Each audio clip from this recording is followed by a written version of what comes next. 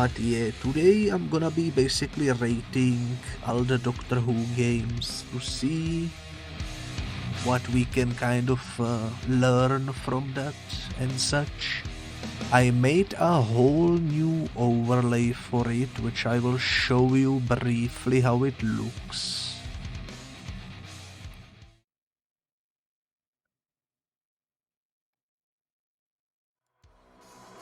And as you can see, I think it looks pretty nice. But unfortunately, because of how I have my streaming setup, I will have to squeeze it into the place where my VTuber currently is located in. And so this is what the finished product looks like right here. Basically just squished into the little window, but I think it will work out for what we want it to do. And also, if we need to pull out some sort of a game over it, that could work as well. But yeah, as you can see, I have opened basically 3 browsers at once to kind of do what I wanna do. And it's gonna be a bit scuffed, but I think we can manage. But yeah, I cooked up this overlay yesterday. I think it works for the purposes of the video, which is mainly just sorting games into the individual categories and such. Also fits the vibe. Thank you, thank you. How are you? I am doing well. I'm excited to see how this will work out, you know. Also, I did set up a Spotify playlist, so without further ado, how about we play some music there, and you will be able to see it in the bottom right. All of the songs that I will be playing are copyright free, so feel free to go search them up and use them on your streams as well, if that's something you wanna do. But yeah, without further ado, I suppose let's jump into the actual tier making.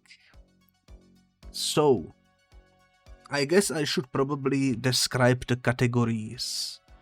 I decided to make Masterpiece in my eyes category, which will be sort of the top of the top, the best games that I personally heavily enjoyed.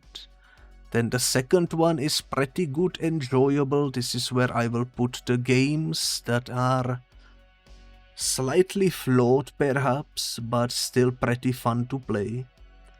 Then into the playable mediocre, I'm gonna put games that are neither bad or good, they just kind of play and work and are fine, but nothing to really brag about, you know. Then we will have the pretty bad experience for the games that might have some slight good things in them, but overall just leave a bad taste in your mouth. And then of course the fifth category is the horrible garbage, where we will put the worst of the worst. And then as you can see, there are also 2 more categories down here called unplayable, and that's because some of these games are no longer playable, therefore I couldn't have tested them, therefore I don't know what to make of them. But perhaps based on screenshots I can assume they look either good or awful. So yeah, that's the general idea. If I make other tier lists in the future, I'm probably gonna change some of these to fit more into whatever we are yapping about. I also wanna do some collabs eventually on tier lists and such. But we will cross that bridge when we come to it, you know. Also, hello there, Radio. It's a bitsy bit of Gaby Biscuit. Holy moly. You wanna tongue twist me, but I managed to read it first try. Holy moly, holy moly. Let me give you a shout out. And yeah, let's jump into the first game. And the first game on the list will be Return to Earth for Nintendo Wii. Now, I did actually stream this game some time ago, which if I go into this window over here, you can actually see it at the very top. Return to Earth is truly awful, truly worst Doctor Who game. And you know what, if I click on it, let me just briefly show you what we are working with this particular game. It's basically, I know it looks like pretty decent from the gameplay, but the issue with this game is it controls terribly. It has some very unfortunate bugs, and overall, playing it feels not like fun but like torture, I would say. The only reason why I even streamed it is because I wanted to see how bad it really is. And it truly is awful. This is like the dumpster fire of a video game. Absolute garbage. It doesn't really have any good qualities to it, I would say. I'm still surprised I managed to reach somewhat one ending here, but if I remember correctly, we even ran into some bugs where we had to skip some parts of it. So it's like absolute nightmare for sure. And of all the games that I played in this franchise, it truly is the worst. So I would probably put it into the horrible garbage category, because there is most likely not gonna be anything worse than this one, you know? What was the most frustrating level or part? Well, that's the fun thing. The most frustrating part was the whole experience. Because from beginning to end, it's just pain. It's just pain. I mainly blame the controls though. But yeah, just look at it. You have to aim at stuff and such. It's just terrible. Would not recommend. So this game, for that particular reason, I'm gonna put it into the horrible garbage category. So yeah. That's Return to Earth sorted. You have never watched Doctor Who, I only know TARDIS. I watched pretty much all of it. I love the franchise. I even played most of the games, read a bunch of comic books and even some visual novels. Which is, I guess, somewhat of a same thing, but yeah, I love Doctor Who. That's like one of my favorite franchises. Which is why I decided to make this video game tier list, because I figured it could be quite fun. But yeah. The worst part of the game is the whole game, exactly. It's just terrible. The next one on the list though is the City of the Daleks, which is actually an episode of a bigger game. But I decided to include the individual episode for the tier list because they vary in quality quite a bit. And City of the Daleks, I would say, is pretty close to being a masterpiece. The only thing that's kind of bogging it down is that the gameplay is not as good as it could have been. It's a bit sluggish to play, and you know, that's not really very big issue for me.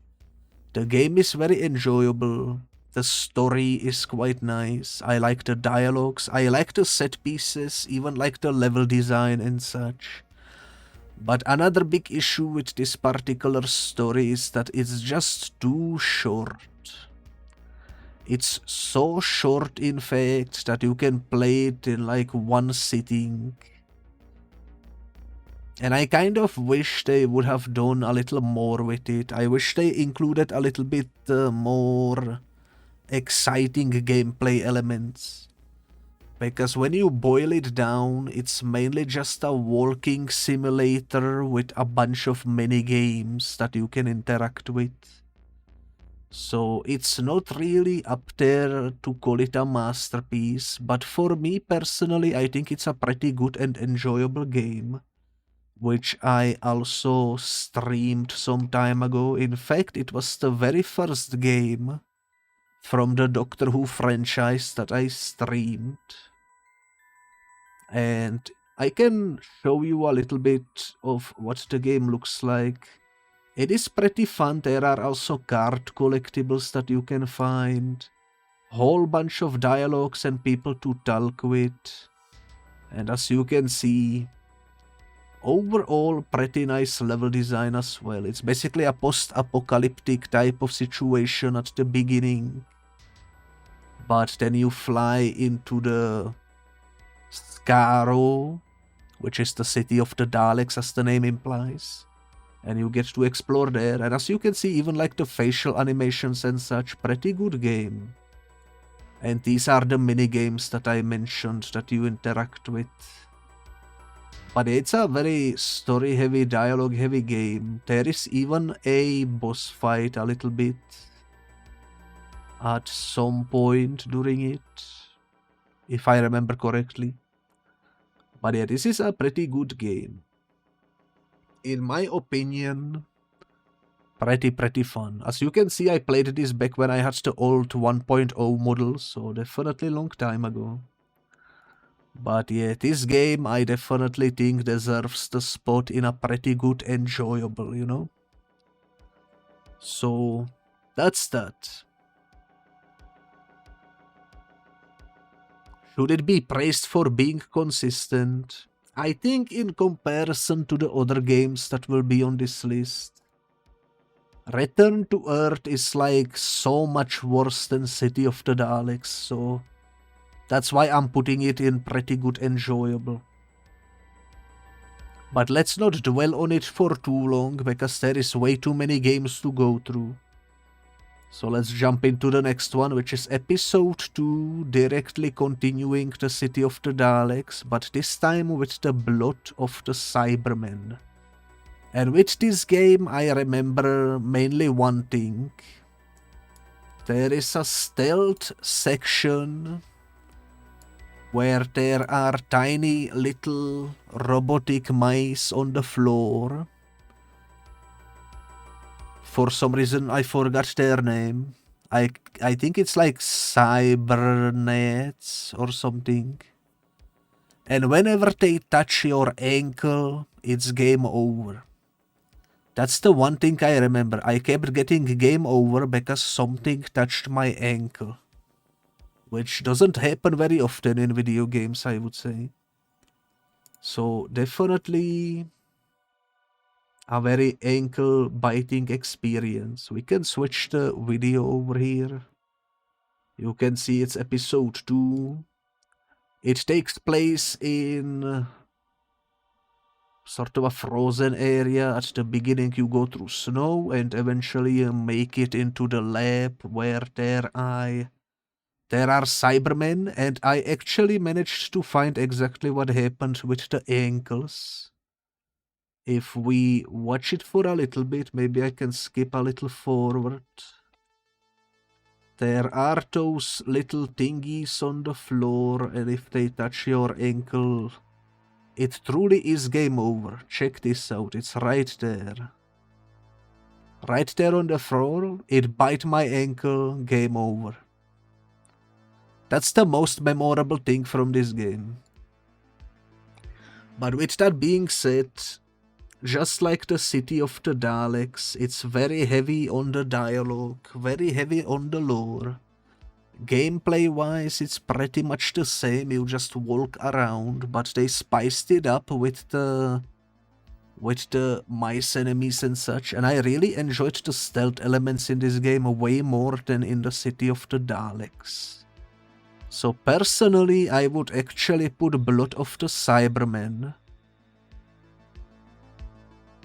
Maybe even into the masterpiece. But unfortunately I cannot, because the same reason as with the City of the Daleks, the game is just too short.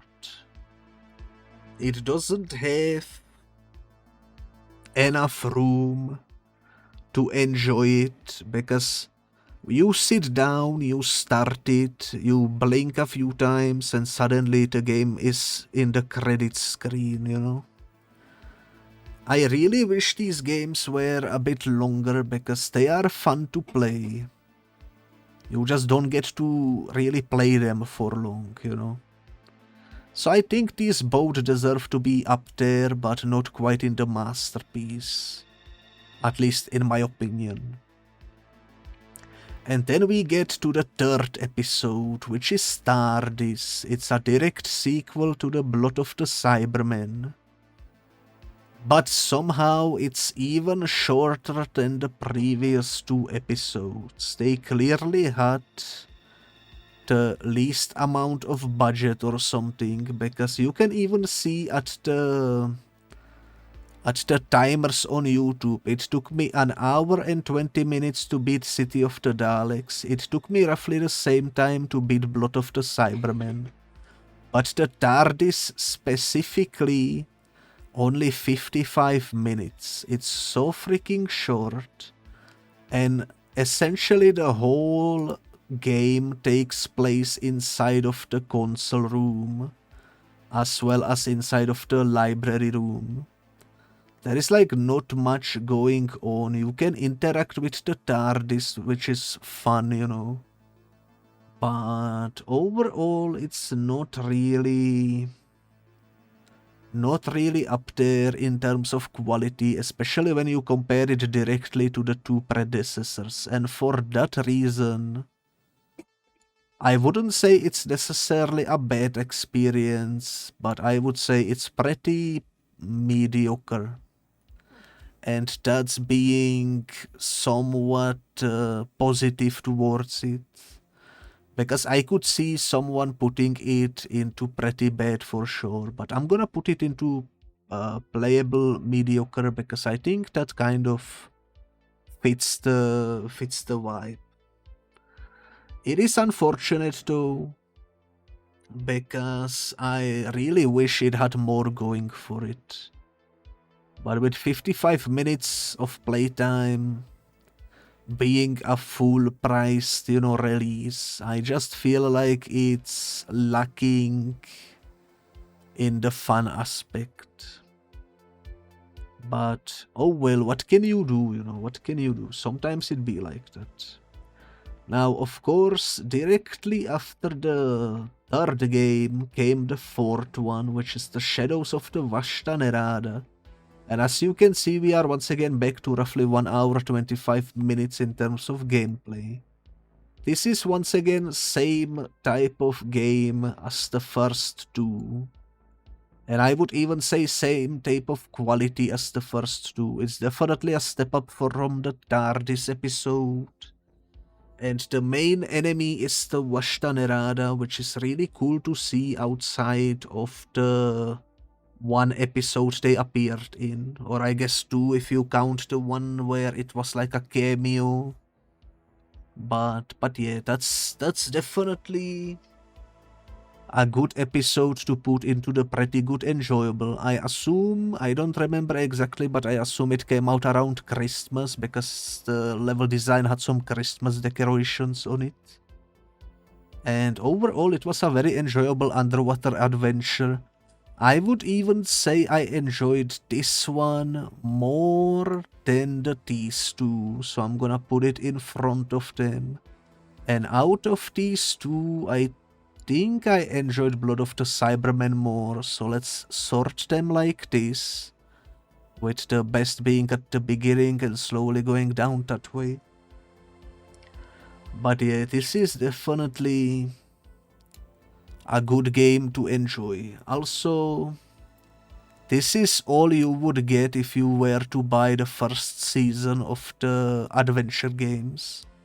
It was these 4 games, and I think the overall experience is pretty fun.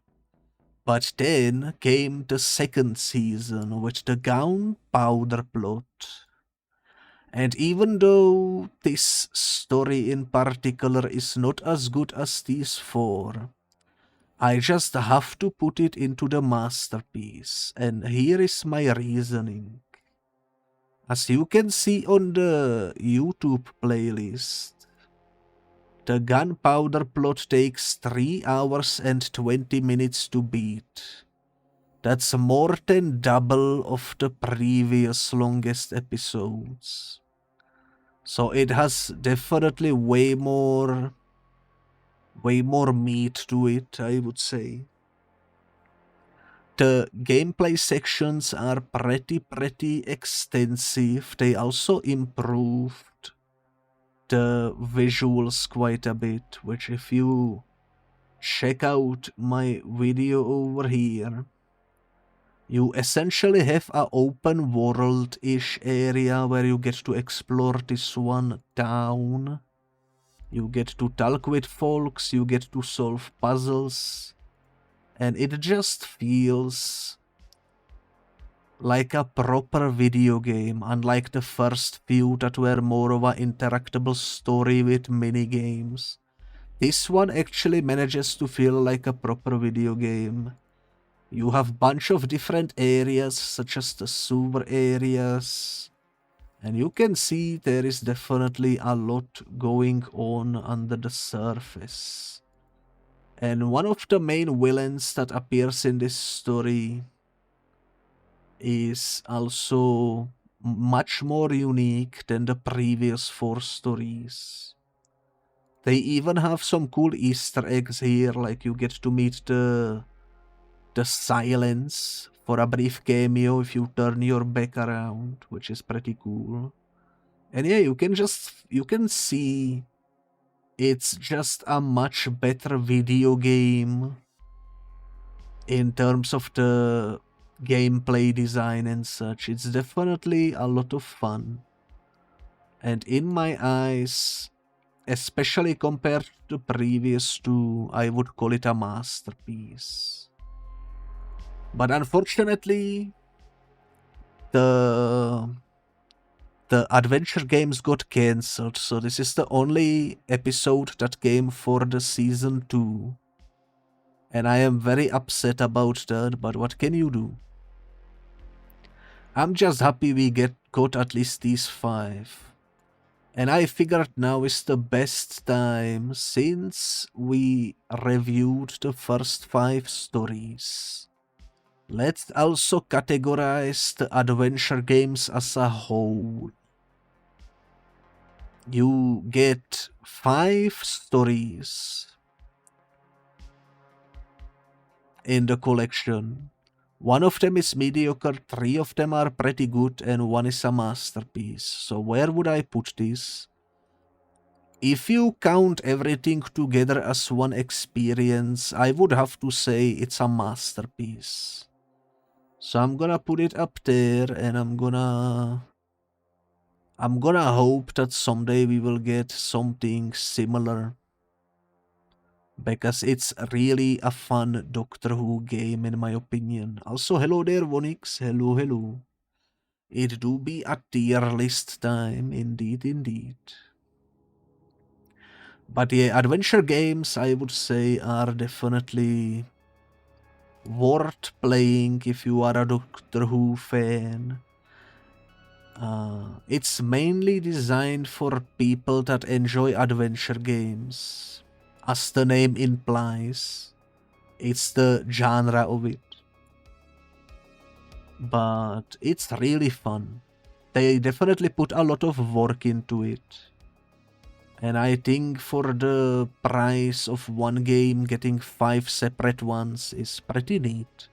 Even though 4 of them are pretty short. So yeah, that's the adventure games. Time to do the next game. And this is the first one that's kind of a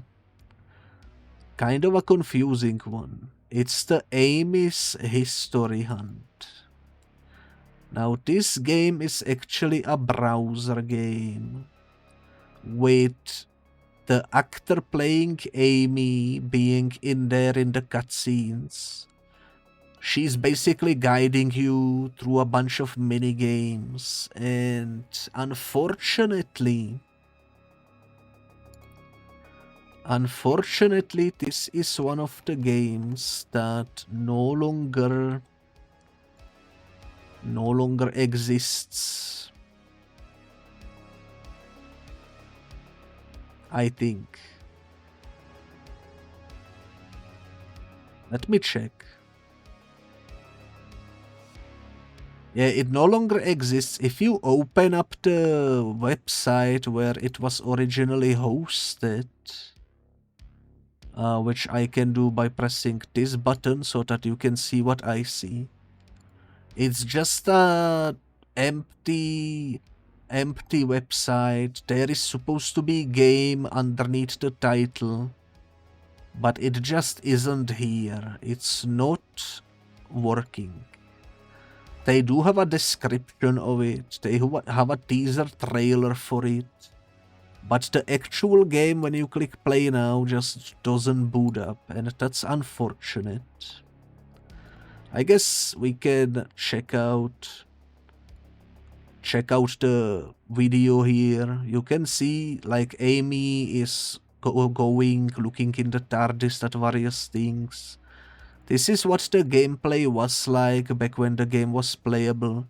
She was telling you what you need to do and you were clicking on the bunch of stuff. I don't know if I can find any screenshots of the gameplay. Give me a second, I'm gonna check. Amy's History Hunt. If I go into here... Yeah, there are unfortunately not really any screenshots for this. I had the opportunity to play this once, back when it originally came out. And I remember enjoying it, but it was nothing like too crazy. It's a free browser game. Currently you cannot play it, so I'm gonna put it into the unplayable, but even though it's simple, and even though it's not really anything exciting, I think the fact that they got the actual actor to come in and do the voice acting and even be in character on screen, I think that's a good thing. And it definitely elevates the project into being good and not awful. I'm just sad we can no longer play it, but what can you do, you know, what can you do? Also, you got something you just saw that I think you are gonna like. Story of a guy who said his parents were very old, terrified of computer. Dude told them about the bean virus, where you get beans delivered to your door. And then he started to DoorDash cans of beans to them, and they told the son we have the bean virus, and kept asking different people about it. You know, that's actually not that bad. I wouldn't mind getting a free delivery of beans. But yeah, that's the Amy's History Hunt. Up next is Evacuation Earth for Nintendo DS. This is yet another game that I had actually the opportunity to stream on my channel. If we scroll over here, you can see it over here.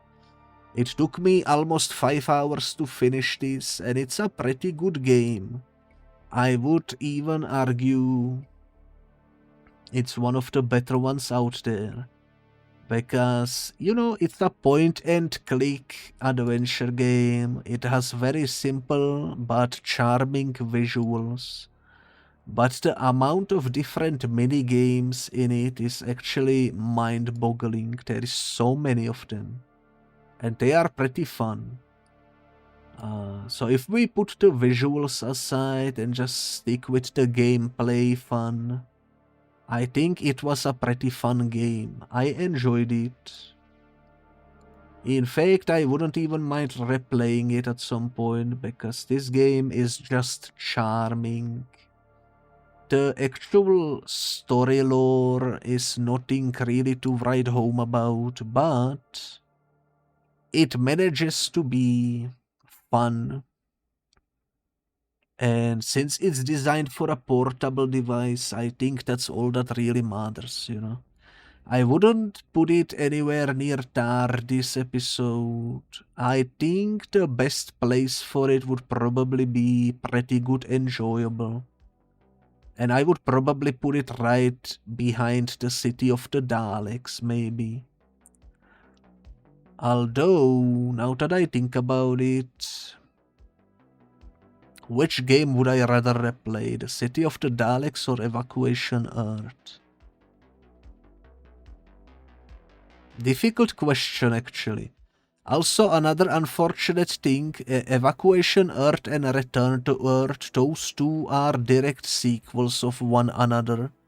One takes place before the evacuation and the other takes place when you are trying to get them back into the Earth, you know. So this one is horrible garbage and this one is pretty good. I don't know how that happened, but I guess sometimes it'd be like that. I'm gonna put it at the top of the pretty good enjoyable category. Because in my opinion, it's a fun game, and if you buy it, you definitely get a value out of it.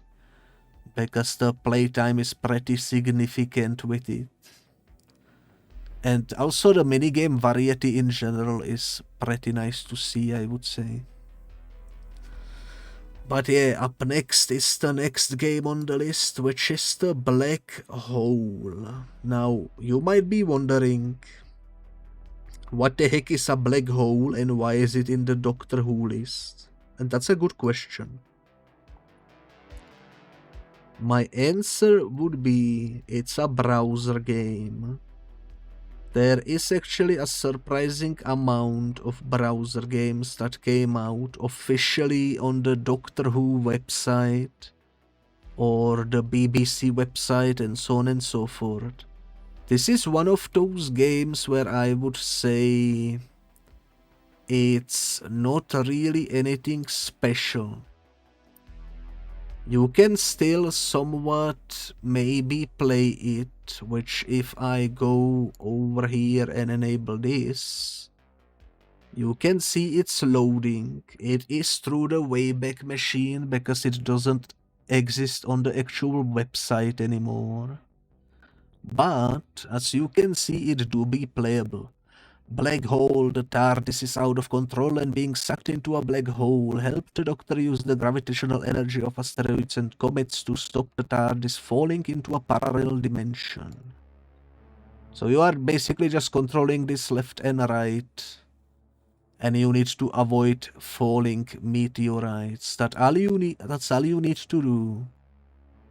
And we game over because you boosted the TARDIS energy to 0 units.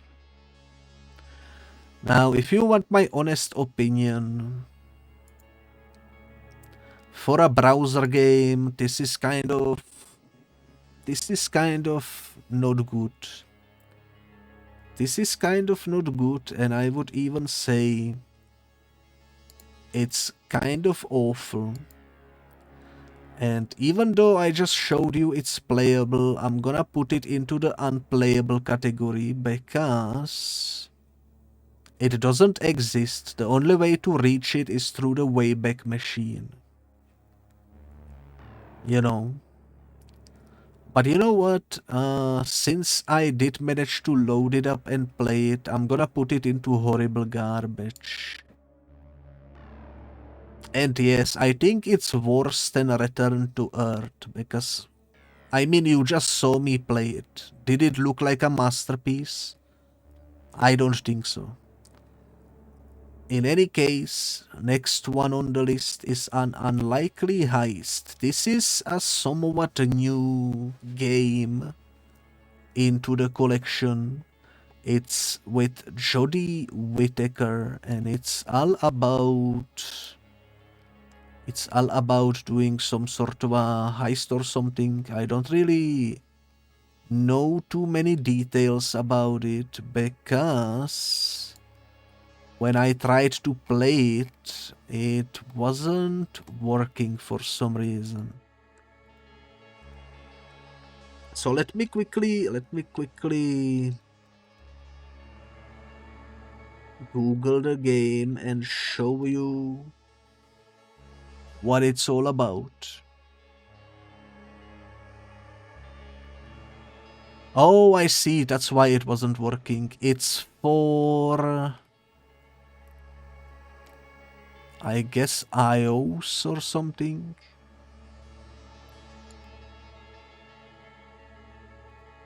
Either way, let me boot up the screen so that you can see. I googled Google Images for it. It's a game where you click stuff and you do stuff, and there is a David Tennant cameo, because of course there is a David Tennant cameo.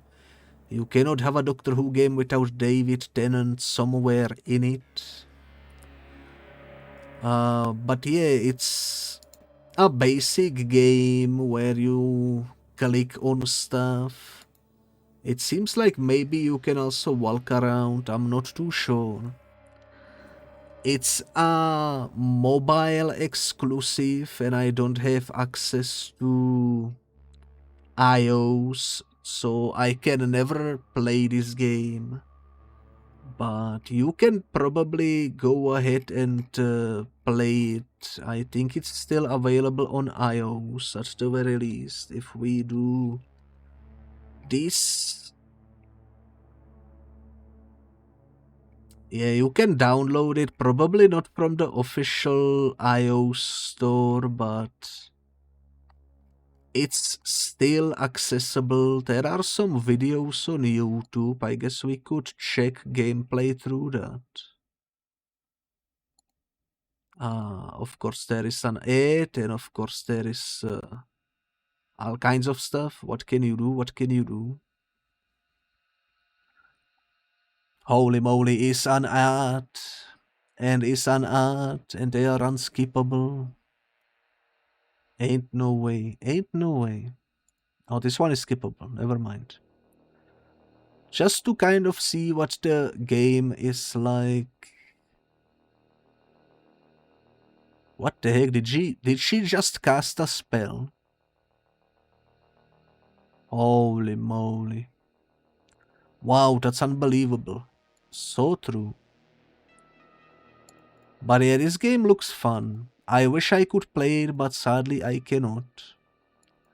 If I ever figure out a way on how to play or stream it, maybe I would stream it and give you some honest thoughts live, you know.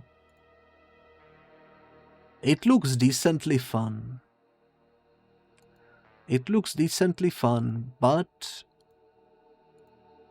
since I never played it and I don't really know much about it, I'm gonna put it into, for now, playable mediocre, but it's above TARDIS because it looks fun. This is, let's just think of this as a placeholder because I haven't experienced it on my own yet.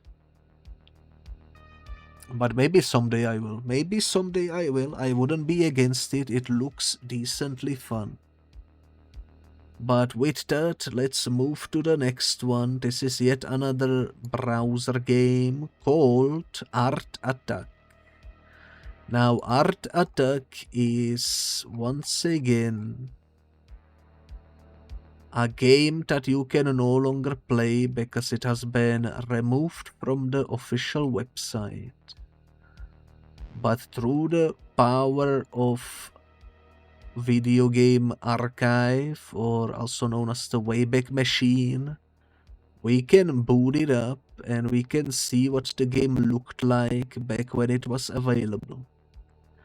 And it seems that it works. Our friend the doctor is trapped in a picture. Help him escape by finding the TARDIS. Guys, I already beat the game. I found the TARDIS. It's right here. But I guess we need to continue. Rescue Ginger. Alright, we can move with arrow keys.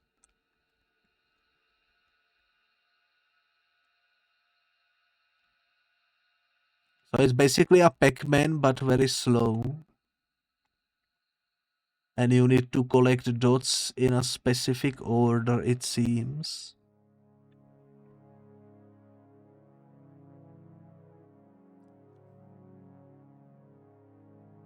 I don't know if you can hear the music of this game, but holy moly, I think I am going insane. So, that's the game. It's a maze game.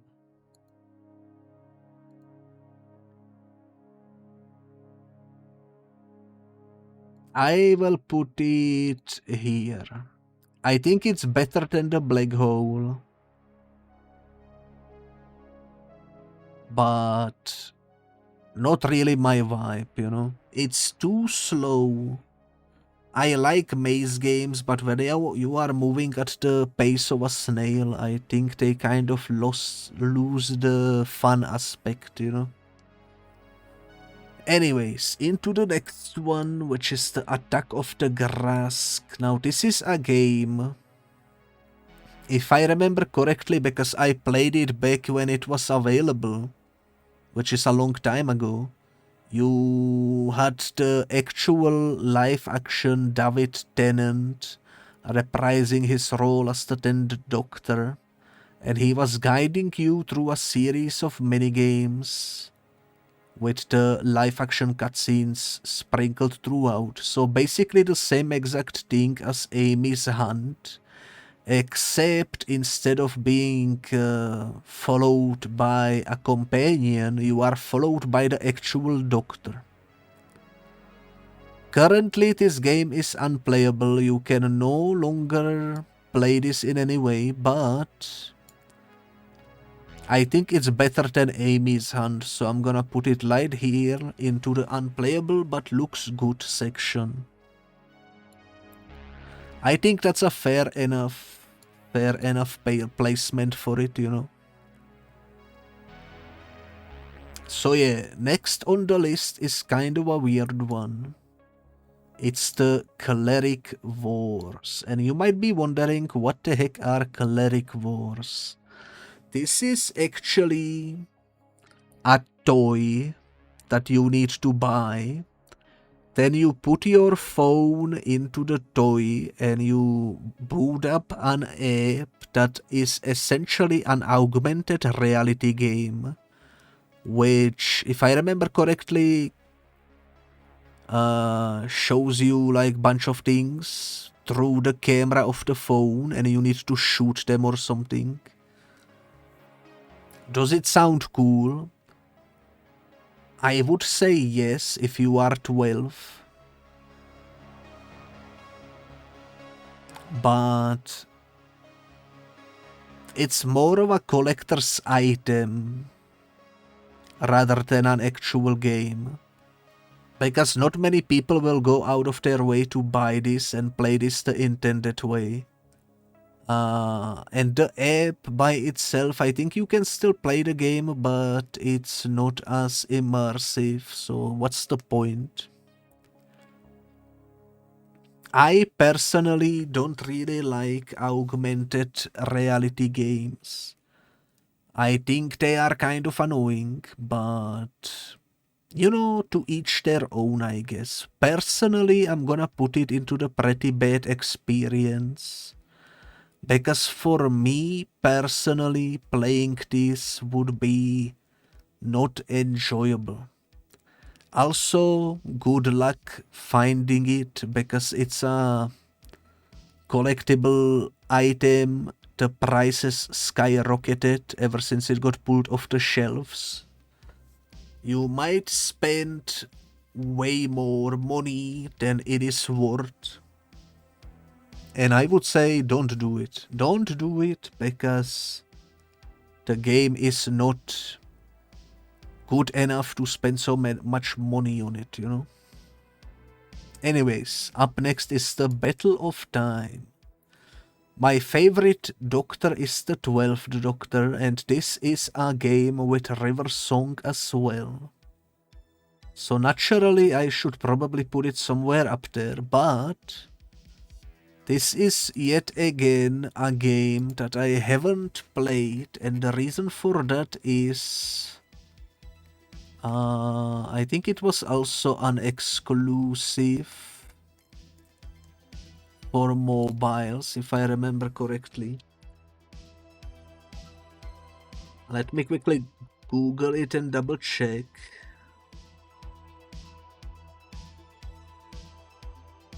Oh yeah, this is an Android game. This is an Android game. It came out for iOS and Android. It was shut down on November 26th of 2018, so that's why I didn't play it. Because I do have an Android, but they shut it down. So this is another case of a game that unfortunately cannot be played anymore. It was a card game. I do like card games.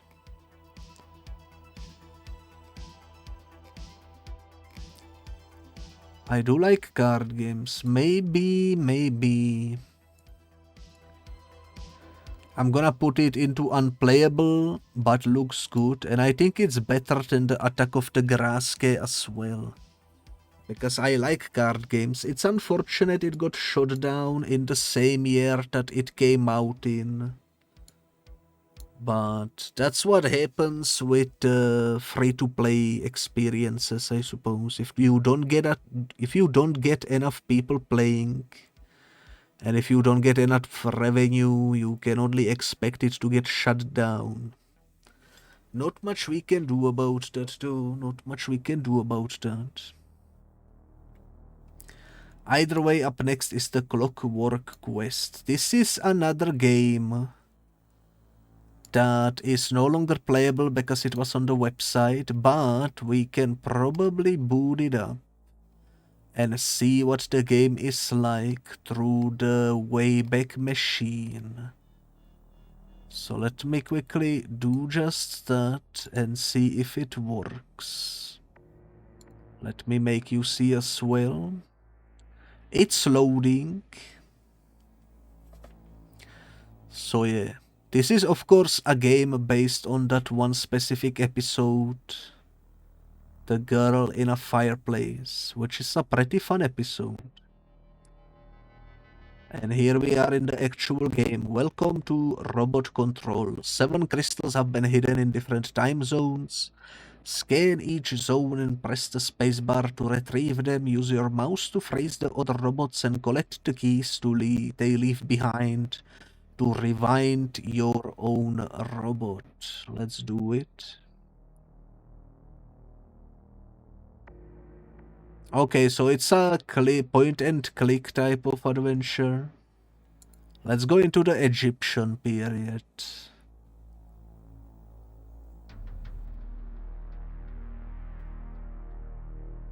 Okay. So you need to shoot them as they appear. Holy moly, this is so loud.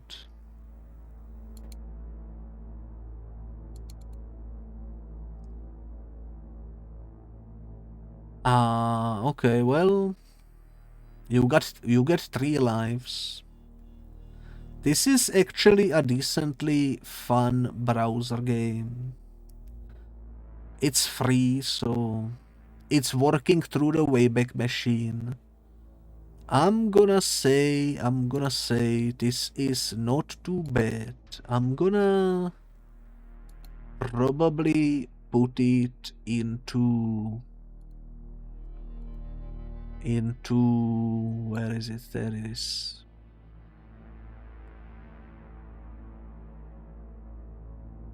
I'm gonna say, unlike the previous two browser games that we tried, this one is actually playable mediocre. It's not as bad as Stardust though, so I'm gonna put it right there.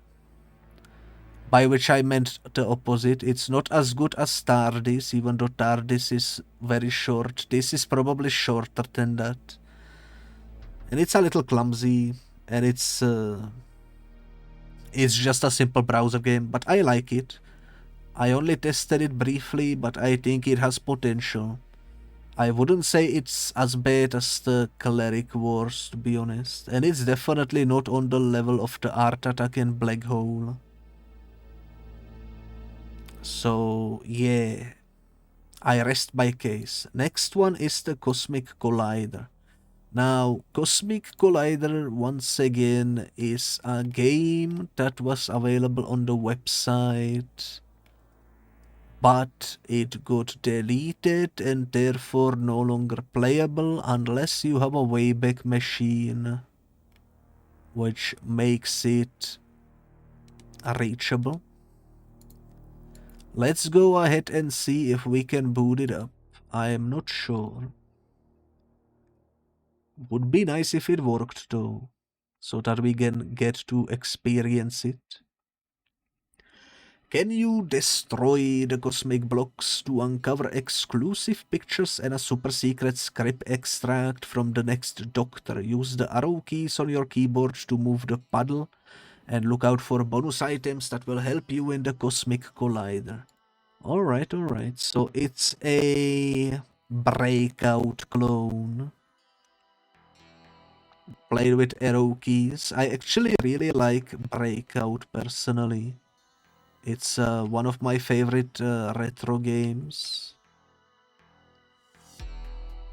And this is, I assume, a tie-in for the next Doctor episode. I don't know for sure, but I assume this came out before the announcement trailer. So it was a way to kind of unlock and see what will be in the episode. Which is a pretty cool concept, not gonna lie. For some reason I cannot hit these corner pieces. There is one, there is two, we did it, we uncovered the next Doctor. Level 2. I'm gonna assume it's the companion of the next Doctor. What was her name? I don't remember. Rosalina or something. This is actually a pretty good episode. I actually really like the first... Oh, this is not Rosalina. This is the villain. What was I gonna say? Oh yeah, I do remember liking this episode a lot when it came out. This is also a very fun game. I am a bit biased since I do like Breakout, but I think that's about enough of the game showcase. Where would I rate this? Well, it is pretty bare bones, but I think it's maybe even more fun than the Clockwork Quest, so I'm gonna put it into playable mediocre, right in between the TARDIS and the Clockwork Quest. I think that's where it fits quite nicely. And into the next one, which is the Cyber Assault. You already know the drill. This is once again a game that came out on the website as a browser experience and then got deleted for some reason, but through the power of the Wayback Machine, we should be able to boot it up and see what it was like in its prime. So let's see if it loads. Only one way to find out. Establishing communications. Doctor Who cyber assault. Let's check the instructions. On an alternative Earth, a conflict rages. The Age of Steel has begun. Despite the destruction of the original cyber leader and the Cybus factory in London, the march of the Cybermen continues. Around the world, Cybus factories upgrade humanity at a frightening rate. A new cyber leader has been created, and the Cybermen's conquest of Earth seems unstoppable. One group stands between the Cybermen and the world domination. The Preachers rallying behind a new commander. The Preachers fight to hold back the tide of steel. And so the war between the Preachers and the Cybermen continues. That's page 1 of 9. I'm not gonna be reading the whole freaking backstory. We get to choose our commander. Might as well be Arthur, I suppose. He is a king, legend among the Preachers. The mere mention of his name inspires loyalty and hope. Arthur starts the game with more units at his disposal, so choosing him will make controlling the territories easier.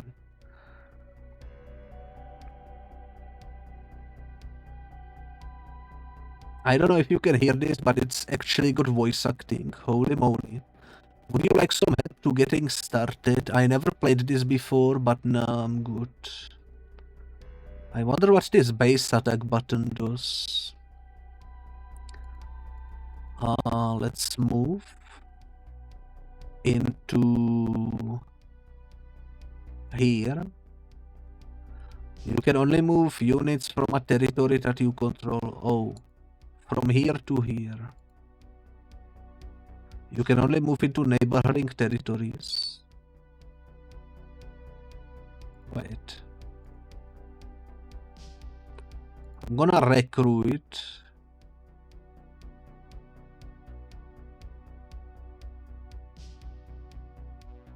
I don't know what this works.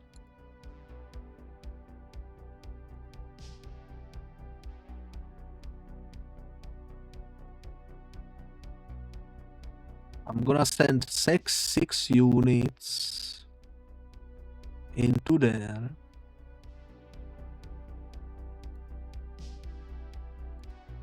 And I'm gonna attack you with also 6 units.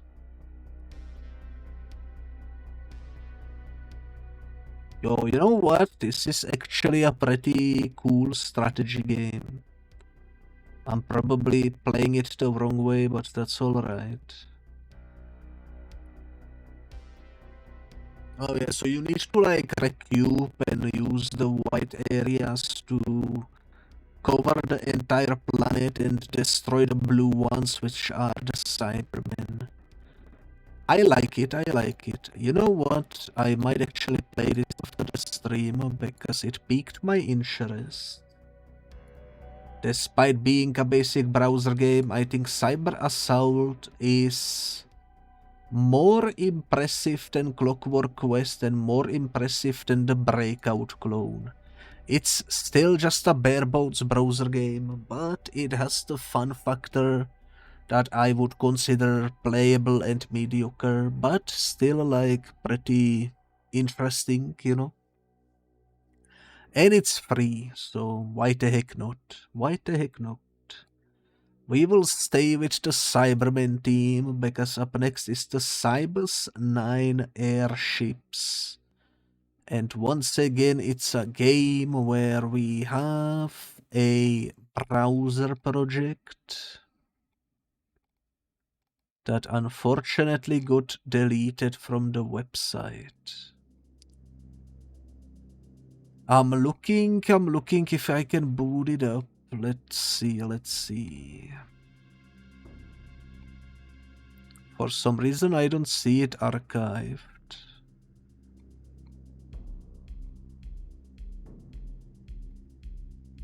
Why don't I see it? Am I blind? But yeah, this is another game that unfortunately got deleted from the website it was hosted in. These are all, by the way, officially published by BBC. I know they don't look official, they look fan-made, but they got published and briefly were made available on the official websites and such. Why don't I see it anywhere? Let me search.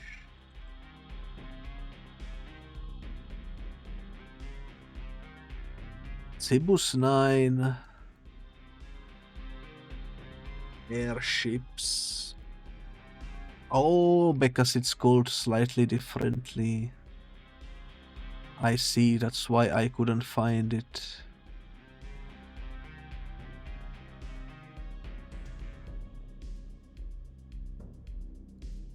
Alright, I found a way to play it. Let me boot up the window again so that you can see what I see. Will this be a good game too? Remains to be seen. It's loading longer than the previous ones. Maybe that means it has more detail in it. Let's see, let's see.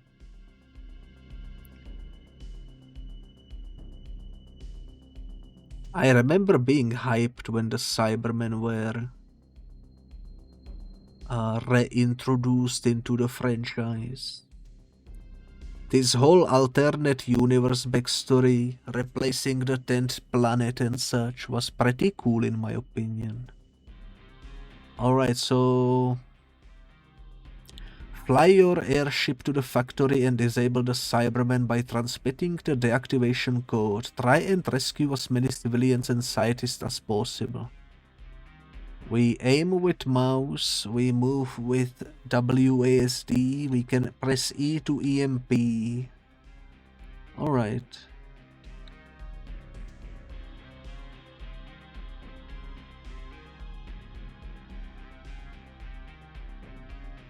Oh, okay. Not bad. This is not really my type of browser game. There is like a whole subcategory of games like this. What the heck was this guy doing?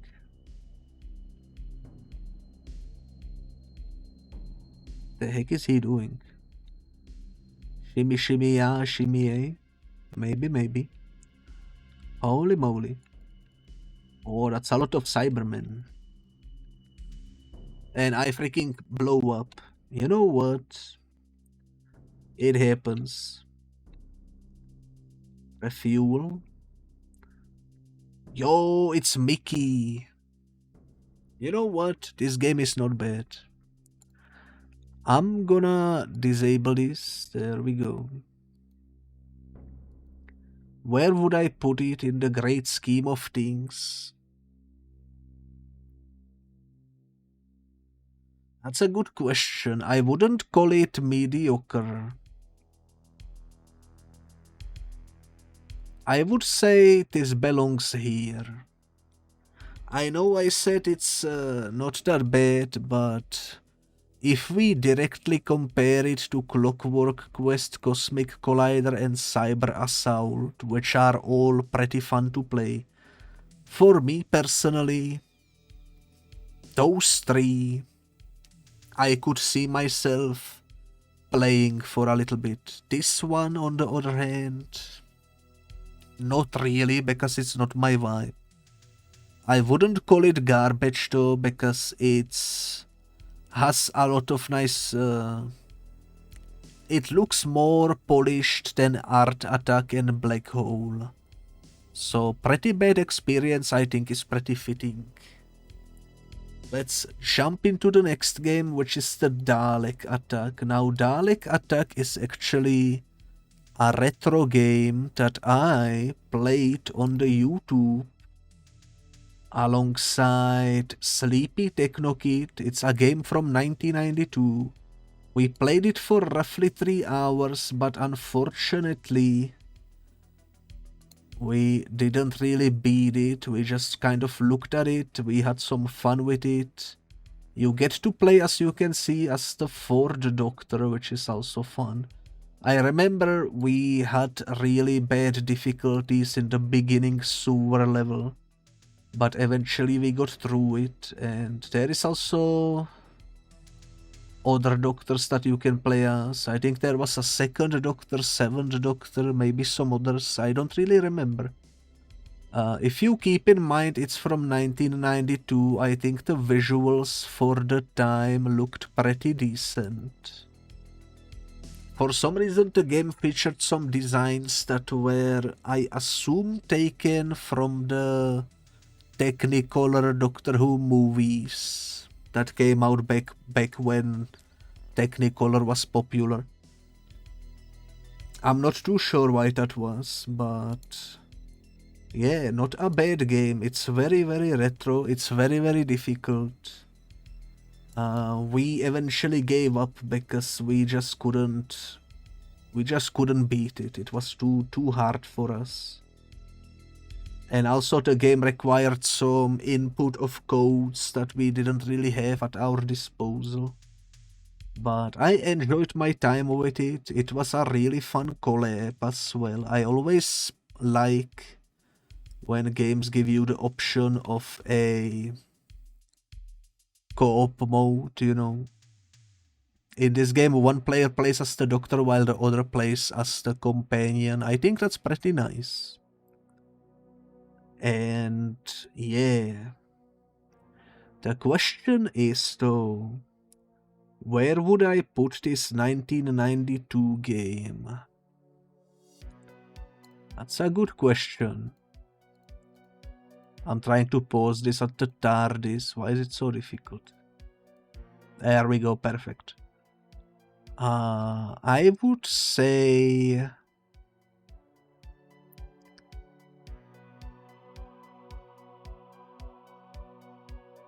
it's playable mediocre. I wouldn't put it above TARDIS because I think TARDIS is more, despite being short and kind of simplistic, I think it's more fun. It has voice acting and everything. While this is just a retro game with tough difficulty.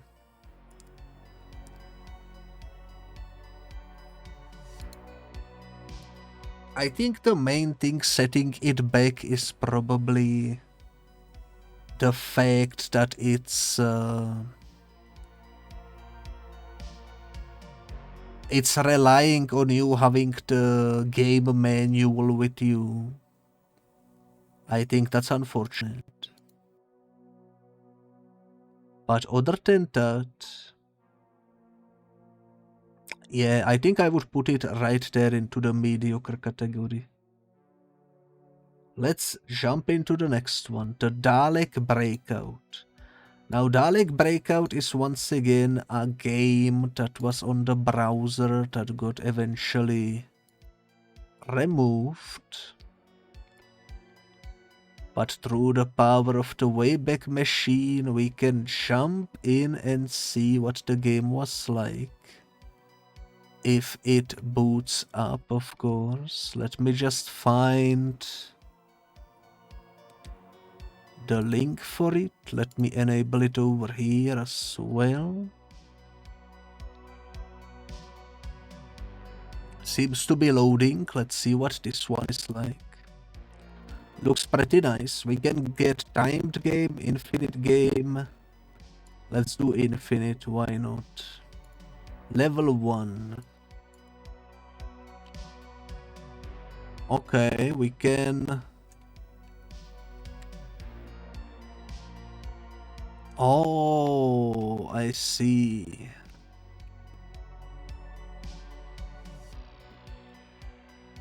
I see what this is. Let me retry. This is a game. Whoops, let me retry. Where you need to put the stuff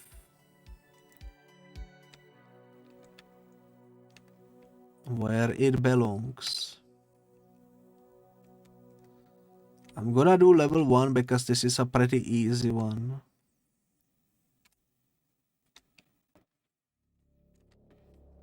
We freaking did it, guys. Level 2. It's a good old puzzle game. Who doesn't like puzzle games? I definitely do. This is also very simple. We just need to do this and this. Then we go back this way. And we take it from the top down.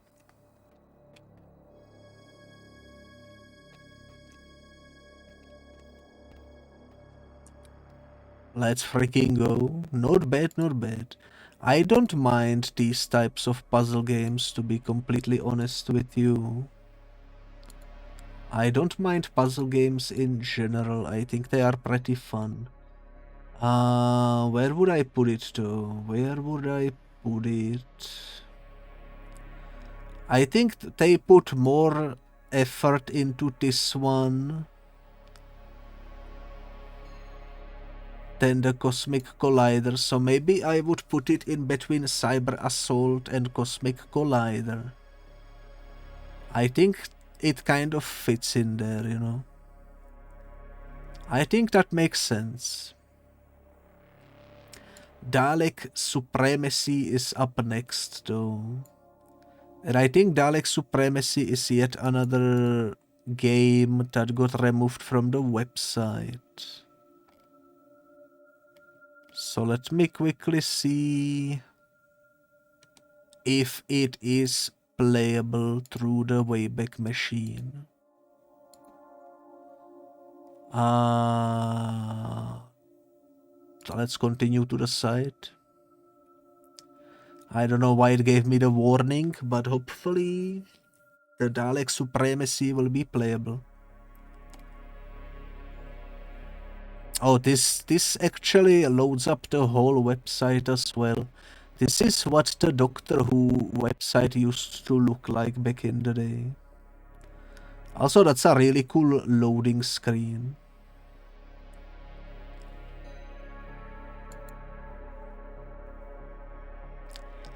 Unfortunately, the game itself doesn't seem to boot up though.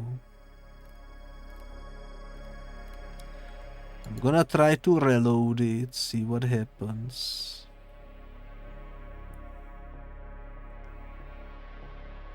I really hope we can make it work, but with some of these games, it heavily depends on where they had the assets stored. Because if the assets got deleted, then you cannot really expect the games to boot up, unfortunately. And it seems like this is one of those times when the game itself doesn't boot up, therefore I cannot showcase it. That's unfortunate. I'm gonna look if I can find some sort of a screenshot at the very least. I think I did find something. Check this out. So this is what the main menu looked like. And I assume this is what the actual gameplay looked like right here. It is kind of hard to tell what the actual gameplay was like, but the Daleks have to exterminate their enemies, the Silurians, the Sontarans, and the Cybermen. You have to use your mouse to drag the cursor and left click to activate the Daleks. You need to use your cursor to aim, hold spacebar to fire. So it's like a actual game. Cool, cool, cool. It has 9 levels. And all 4 races previously formed part of the Pandorica Alliance. Why is that important for the lore? Why is this on this page? No idea, but unfortunately, as you saw, This game is no longer playable, and this is like the only screenshot of the actual gameplay I was able to find. So it's pretty hard to judge based on just that, where I would put it in the list. But all things considered, I think it looks good, even though it's unplayable. So I guess I'm gonna put it here.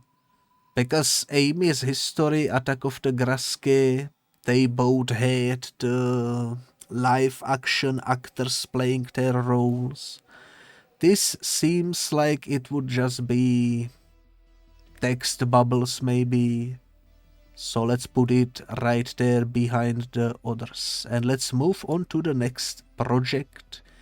Daleks vs Cybermen. The Daleks vs Cybermen is once again a browser game that got deleted. I think this one came out around the time of Doomsday, where Rose got banished from the reality. And I think this one might be able to boot actually, so let's give it a shot and see what it's all about. I think this is gonna be a long stream, but I think it's fun looking at this history of Doctor Who video games, you know. Mission objective: defeat the human and Dalek forces so that we can upgrade this world. Upgrading is compulsory. Those incompatible for upgrade will be deleted. Game controls: just clicking the mouse and some arrow keys. Alright. Mission 1. Canary Wharf Underground Station. Assistance group has been designated as unsuitable for upgrade. Maximum deletion. Alright.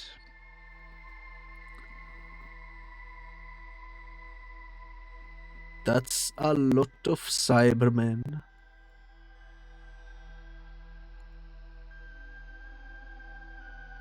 I assume we wanna get this guy. Oh, so you actually get to control the villains. That's pretty cool.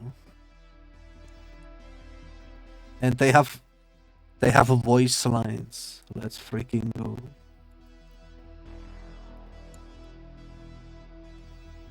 I love the footstep sound effects. I know you cannot hear it because I'm not capturing it.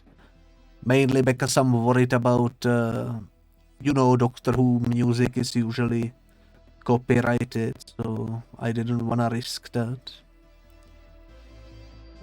Squad 2. Oh, you can control the horse squad as well. That's cool.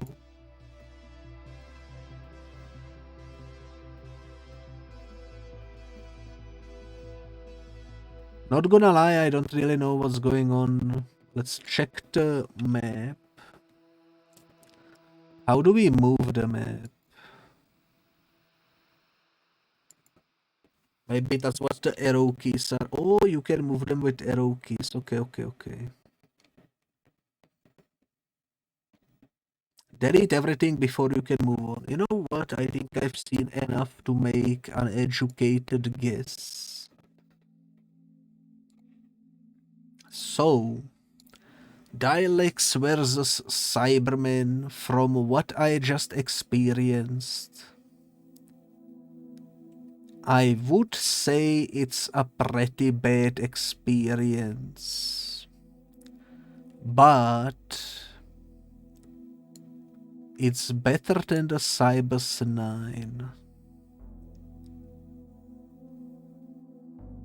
You know? It's better than the Cybers 9. The reason for why I'm putting it here is because, once again, in my personal view, this is the type of game that I would probably not really play. Everything in the playable mediocre is something I can see myself playing, but these ones are the ones that I would personally avoid. That's just being honest, you know. Defeat Defree is an interesting name for a game. This is, of course, yet another browser game that got defeated. So let me quickly check if I can find a playable version in the Wayback Machine. It seems like I can. Let's see if it loads. Hopefully it will.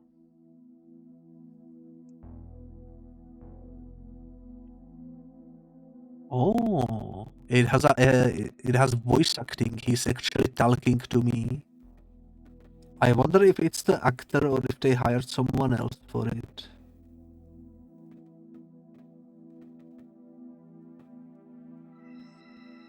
Yeah. Okay, he's yapping. I assume this game is supposed to be like a simulator of what the kids were doing at computers during the actual episode. Complete the sequence. Let's see. This is same as this, but slightly rotated. We have a time limit. I cannot yap, therefore. I think...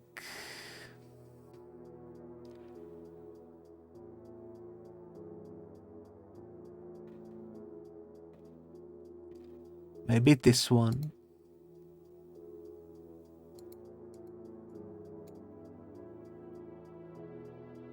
Oh, let's go. I did it correctly.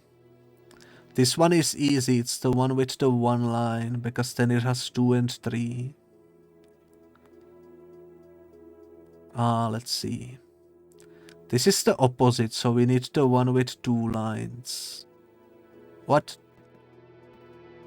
Oh, the time. I lost the time. Phase 2. Okay. Oh. This one, and I wasn't paying attention to the other one. You know what? I get it. It's like a IQ test, but instead of testing your IQ, you are making it green. I don't know. Now, the question is, how would I rate an IQ test that's based on Doctor Who episode? I have a bias because I really like this episode, because it reintroduces Sarah Jane Smith into the modern Who, as well as K9, which is cool. And I like this villain as well. I actually wish they would bring him back at some point. But is an IQ test a bad experience, or is it a playable experience? Honestly, I don't think it's all that bad. I would put it behind the Clockwork Quest, though. I think that's where it fits. Yeah, I think that's about right. Up next is the Defend This. And as you can probably guess again, this is another browser game that got deleted. So let me see if I can find a playable version of it. This is a game based on one of the worst episodes of Modern Who. So let's see how it goes, I suppose. Defending the Earth. I want you to answer a load of questions. They will test your knowledge and memory about things we've been investigating over the last couple of years. If you are successful, you will become an official Defender of the Earth. There are 5 rounds, and each with 5 questions. Good luck. Alright. Let's begin. What is the motto of the British rocket group?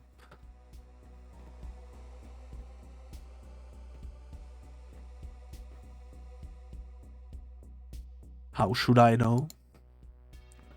Who was the believer who ran this site before Mickey? Maybe Linda. What is government minister Sylvia Delane chairman of? Maybe the B. Who does Sophie Collins work for? MI15? Where in the UK were an alien sorted as a special Satsuma recently discovered? Defree. Damn. Incorrect. Also, I'm sorry, but I forgot to mention something. When I was making this tier list, I was specifically avoiding quizzes. Because there is like over 20, over 30 different official quizzes of Doctor Who. And I wanted to avoid those and do this list specifically on video games. Because I don't really think rating quizzes on a tier list makes any sense. I think games are more suited for that. But Defend this was in the game category while it's clearly a quiz game. So this one slipped through the cracks and shouldn't be here in this list. So I guess for the purposes of the video, let's just say Defend this is the combination of every single Doctor Who quiz to ever exist. And if I were to place every single quiz that ever existed into a tier list of games, I would put it into probably a pretty bad experience. Even worse than Cleric Wars, because in my personal opinion, I love trivia and I love quizzes. But every single trivia quiz that I tried relating to Doctor Who just didn't really scratch the itch, you know. There is something to be said when even a trivia minigame from a video game called Marvel Ultimate Alliance piques my interest more than a quiz on a website dedicated to Doctor Who, as a fan of Doctor Who. But sadly, that is the reality that we live in. And sadly, that means I'm gonna put it basically in the middle of my list. Let's jump into the next game, which is gonna be the Destiny of the Doctors. Now, this is a single player game, but I did do a collab when I streamed it, which I did some time ago. As you can see, we only played it for an hour and a half. It's not actually a short game. I would say it's actually a pretty long game, but the cutscenes of this game are copyrighted and therefore they had to be cut from the YouTube VOD.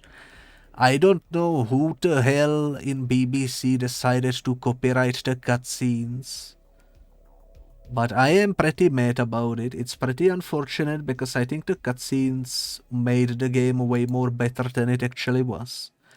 It is a very old game, as you can see. You just walk around and fight various enemies from throughout the history of the show.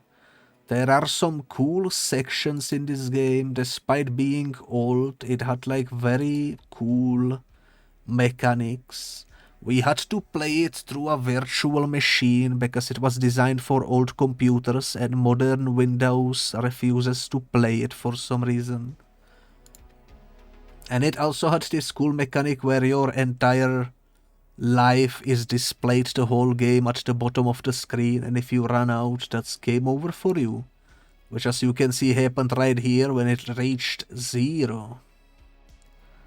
So that's a game over right there. It is a pretty fun experience, but I will say that this is one of the games that definitely needs to be re-released in some way, shape or form for modern Windows support.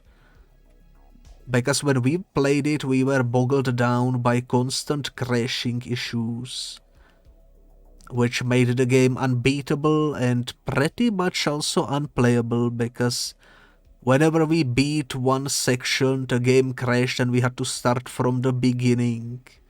Thankfully, the game is designed so that you can do any section of the game in any order, but if you get a crash after every section and you have to start your progress from zero, it just means you will never beat the game, you know?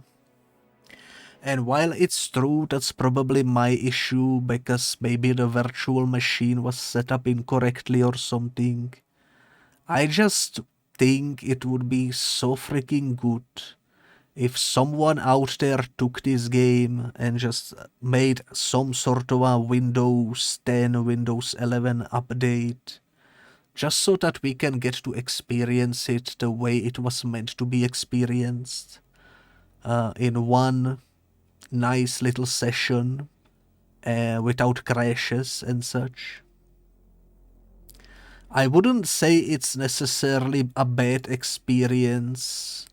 Back when it came out in its prime, it was probably, I would even say, a masterpiece back then.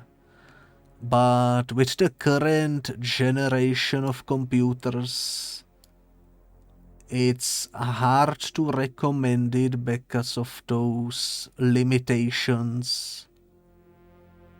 Game-breaking sequences, and of course, as a streamer, I am also kind of mad about the whole copyrighted cutscenes fiasco, because that means I cannot even, when I stream it, I cannot even show the story of it properly, because they are like, psych, you cannot show this on YouTube, banned worldwide. So I don't know. I don't know where to place this. I'm guessing I would probably have to put it... I mean, it's not even playable in the current state, so I guess I would have to put it into pretty bad experience. Which I really don't wanna do, because as I said, it would be a masterpiece if we were living back in the Windows 98 era. But with the situation as it is currently, with the issues that modern systems have with it, and with the whole troubleshooting gone wrong because there is no way to fix it, I just need to put it into a pretty bad experience. It's unfortunate, but it cannot be helped, you know? So, yeah, that's where I'm gonna place it. And also, I'm gonna take a short break because I've been yapping non-stop for an hour and a half and I need to kind of chill out a little bit. Give me like 5 minutes. If you are watching on YouTube, there will be a jump cut. Alright, I am back. Hello, hello, hello. And let's jump back into the tier list. Our next game is the Doctor in a Dash. Now, Doctor in a Dash, that's another game that was available in the browser, if I remember correctly. Let me quickly double check if we can boot it up, perhaps. Actually,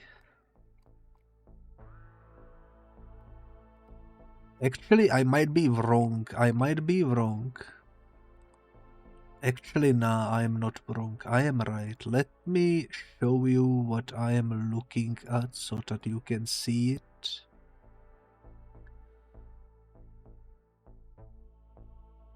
Okay, the Doctor in a Dash doesn't seem to be loading. That's kind of unfortunate. But, oh well. So this is a game that was available at some point in the browser. It was a Flash game. And a Flash game, unfortunately, that doesn't seem to work. So, with that being said, let me show you at least the synopsis for it, so that you can kind of see what the game was about. Holy moly, this website is full of ads. But what can you do? Here is a screenshot of the gameplay. It doesn't really look like a fun game, I'm gonna be honest, but let's see. The game was animated by Sequence, a digital agency who had previously designed several other Doctor Who games for Torchwood and the Sarah Jane Adventures. It's with the 10th Doctor, and you are using arrows, it seems. It had 5 levels. Okay. Doctor in a Dash. It's unfortunate that it doesn't work.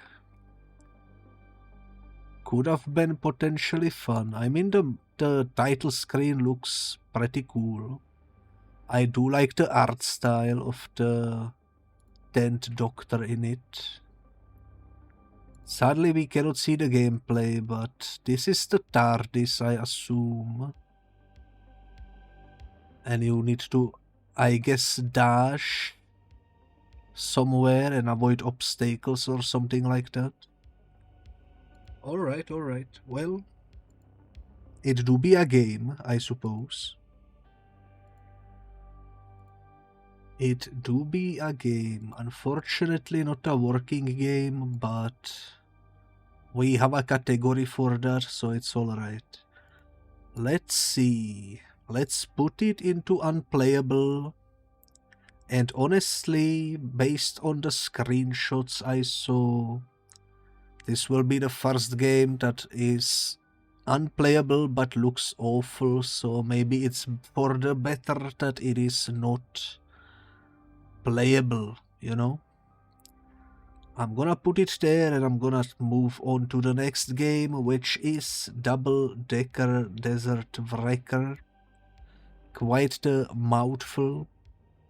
Quite the mouthful indeed. This is another browser game that was deleted, but it was for a short period available to be played on the official websites, and therefore it's on my list of games as a previously playable video game. Now I'm looking through the list to see if I can boot up some sort of a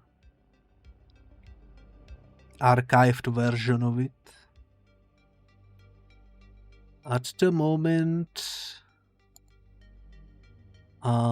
seems like this one doesn't have a archived version, unfortunately.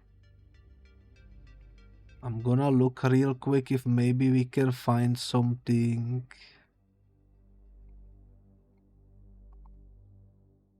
Doesn't seem like this is unfortunately playable.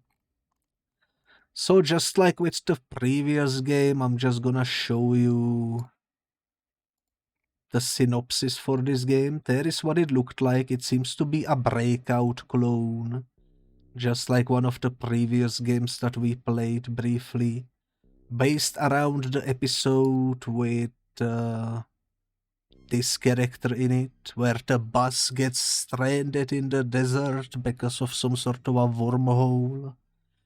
And yeah, it's a breakout clone. I mean, there is not much to be said about that. It has 6 levels, and after beating the levels, these are the pictures that get revealed. Nothing really too crazy, you know. I do like this episode, it's pretty neat, but not much to be said about a simple breakout clone. I think it wouldn't be fair to put it anywhere outside of the Cosmic Collider, since they are basically the same game but reskinned. I shall put it behind it though, because the pictures revealed, I prefer the next Doctor over the double-decker, you know? So I think that's where it kind of fits. Let's move to the next one, which is Escape the Silence. Now, Escape the Silence, you can probably guess already that it's yet another browser game. There truly was a lot of those back in the day. And Escape the Silence in particular does have an archived version. Let's see if it loads. Let's see if it loads. This came out probably with the 11th Doctor in the you know, in the show. Seems like it loaded. Escape the Silence. I do love the main menu, the freaking sparkles over there. Pretty cool. You control with arrows and you beam people up with space and beam as many humans as possible in each level. Alright. Let's see how this goes. You must save at least 8 people. Sounds like a plan. Holy moly, the frame rate is quite something. Okay. Number 1 has been sucked in. The silence is destroying the humans. I'm not gonna play this for very long because the frame rate is absolutely abysmal. It feels like I'm controlling a slideshow instead of a game. Holy moly. Let's just beat one level to kind of get an idea about what this game is like. You double. Another double, let's go. How many lives did we save?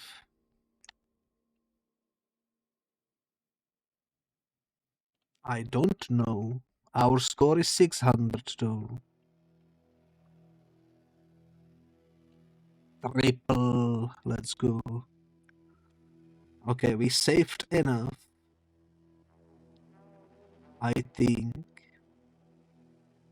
to win the level.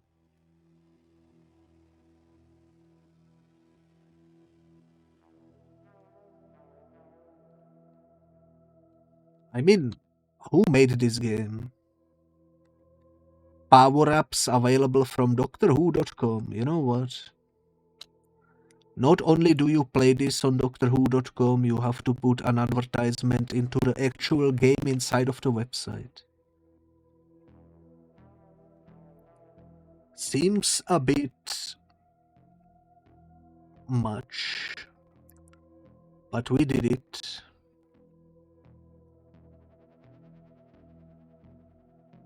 We saved everyone, except for those who exploded, I suppose. 14 out of 20, okay. Unlock more at DoctorWho.com. Isn't that where I am? Alright, well, I guess that's all that she wrote. Let's disable this, close this, and let's see, where would I put this? I mean, it's better than the black hole, it's better than the art attack, but not better than the return to Earth. Still though, I think it's horrible garbage, because from my experience, as you just saw, the frame rate is abysmal. And that can really impact the enjoyment, at least in my eyes. Let's move on to the next one. The Eye of the TARDIS. Eye of the TARDIS, Eye of the Tiger, who knows? Eye of the TARDIS is though yet another website game. That's for sure. And unfortunately, I don't know if it will be playable. Only one way to find out. Ooh, it seems like it's working. Sector 1. Collect 10 Artron energy crystals before proceeding. Children troopers will try to stop you by cataloging you as non-human. Ooh, it's a side-scroller. Okay, open and close the doors with your screwdriver. How do I do that though? Maybe I should have checked the instructions, you know. That would have been wise. You know what? Let me do that. Let me reload the game and check the instructions. How to play.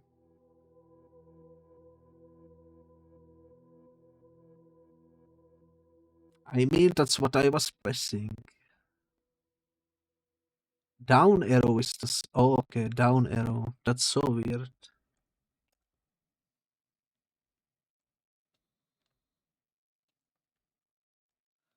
I just jumped on his head and was like, I'm so sorry, man. You just looked like a Goomba from Mario Brothers. I had to jump on you. Is this the Time Lord victorious that we've been promised? You know what? I've seen enough. I've seen enough. I already know what I'm gonna rate this.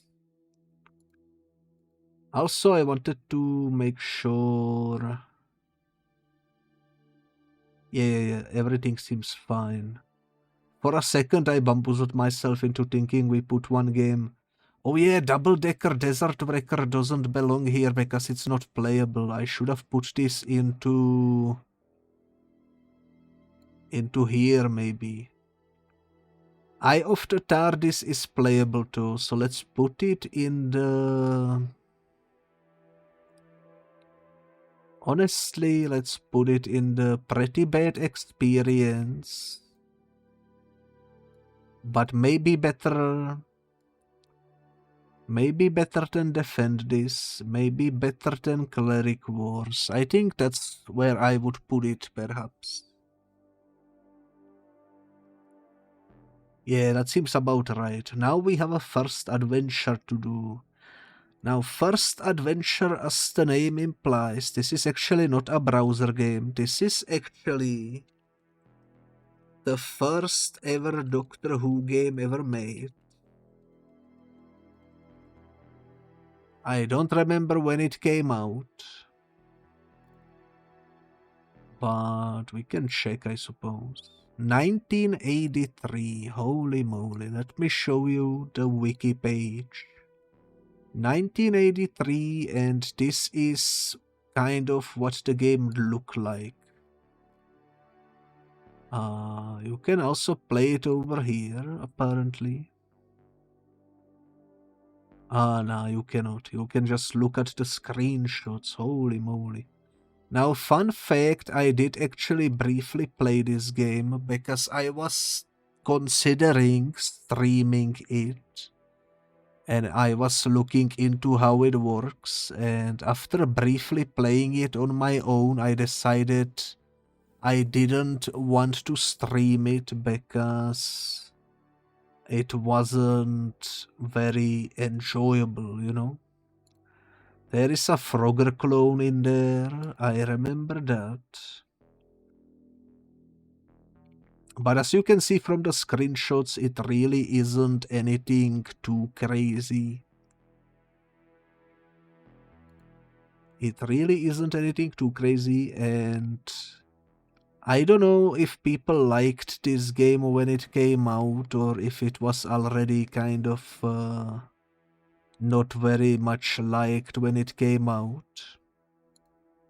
Personally though, I would say this is not my jam, and I do love retro games. Most of the games I stream on the channel are in fact retro games. But this one, not my vibe. I would even say it's worse than Return to Earth, and I would maybe even say it's... well, let's say it's maybe better than the Escape to Silence and Art Attack and Black Hole. because it's an actual fully-fledged game for a retro system. But it's definitely like nowhere near these other games that we listed above it. Those each offer somewhat of a better experience. And also now that I am looking at the list, yeah, I think that's where I would put it. I think that's where it fits.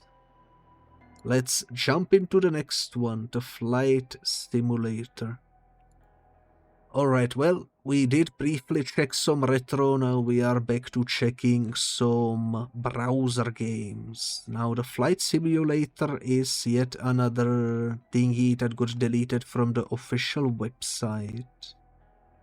But through the power of the Internet Archive, we might be able to actually check out what it was like in its prime.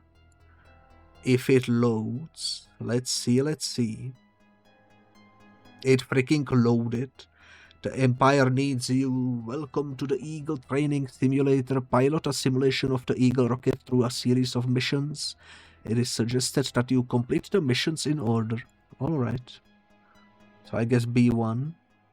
BQ, that's a really weird button prompt, but sure. Okay, you control the camera. And you need to shoot the asteroids and go through the circles. It's Superman 64, but without the obstacles and polygons. I mean, this is fine. It's a basic little browser game, not much to write home about. Reminds me of the freaking Crash Bandicoot levels. Or more specifically the Wrath of Cortex, the fourth game on the PlayStation 2, had a mission similar to this. How long is this gonna be? What does the Q do? Q quits the game, okay.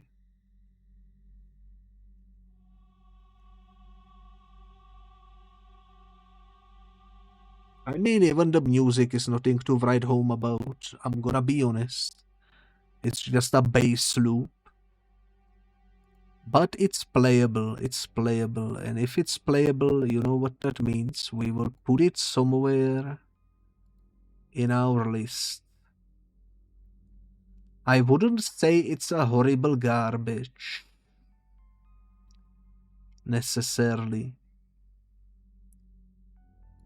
But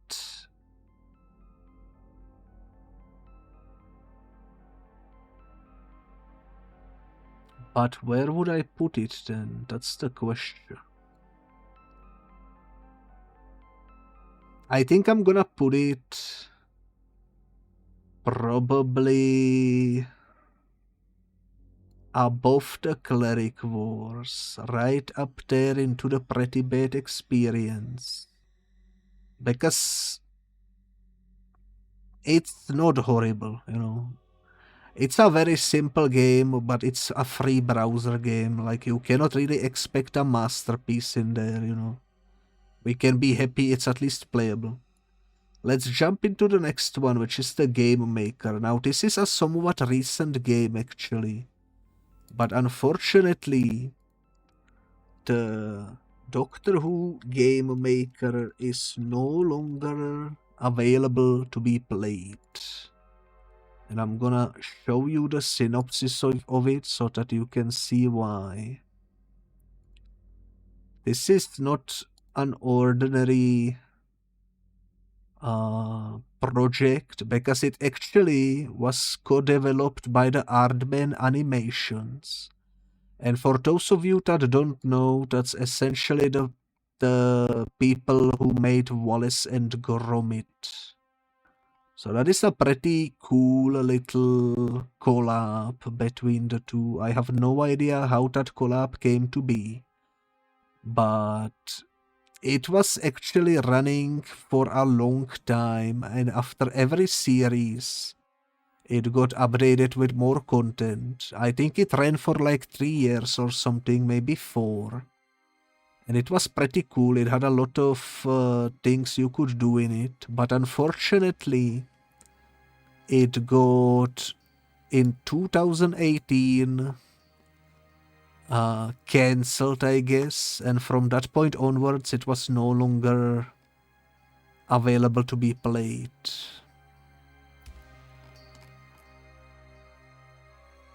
And if we go into it and wanna play it, I think it's just gonna show, as we seen towards the beginning of this stream, this game is no longer available to be played.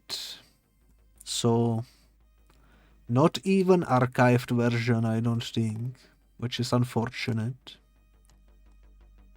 But let me show you at least, like, I don't know, memorable moment. What is this? It's an actual gameplay. You can kind of see what you can do. They have voice acting by Strax, which is nice. Sontarha indeed. You cannot hear him, but he did just say the line. 10 out of 10. There is also a trailer, apparently. The Doctor, look at him go. I think the main selling point about this game was that you could, like, really...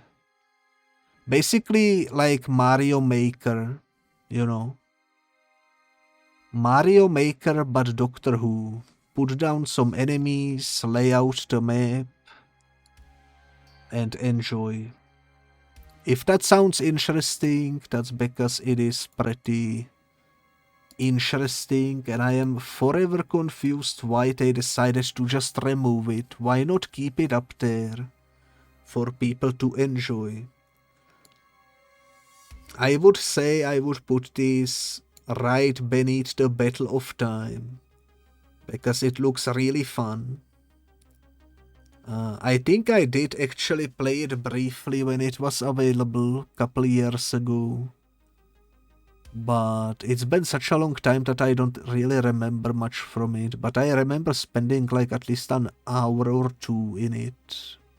Building like 2 levels or something. Not a bad game, it's really unfortunate it's unplayable. Let's jump into the Ghostwatch next. Now Ghostwatch is a game that I haven't played, but it was a browser game back in the day. And through the power of the Internet Archive, we might be able to experience it here for the first time. Let's see if it loads. It loaded. I'm not gonna read that, and I'm not gonna read that. Let's just go into action.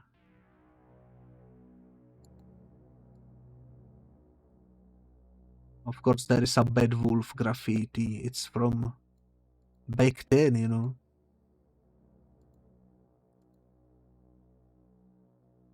There is definitely something here, she said. What? Oh, we control the camera with arrow keys, okay.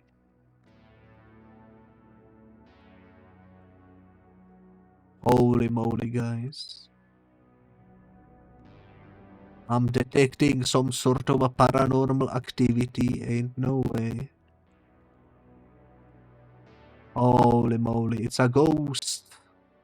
And his butt crack is stretched all the way through his spine. Truly, truly terrifying. Holy moly, this is truly, truly terrifying. I need to hold the camera still, but she's shaking like crazy. She said, "Oh my god, can you feel that?" All I feel is, oh my god, I almost had him. Spectral data. Also, I cannot tell if the in-game time is correct or not, but this is the time in my country right now, and I don't know if that's just a coincidence. But if it was a coincidence, that would be pretty wild.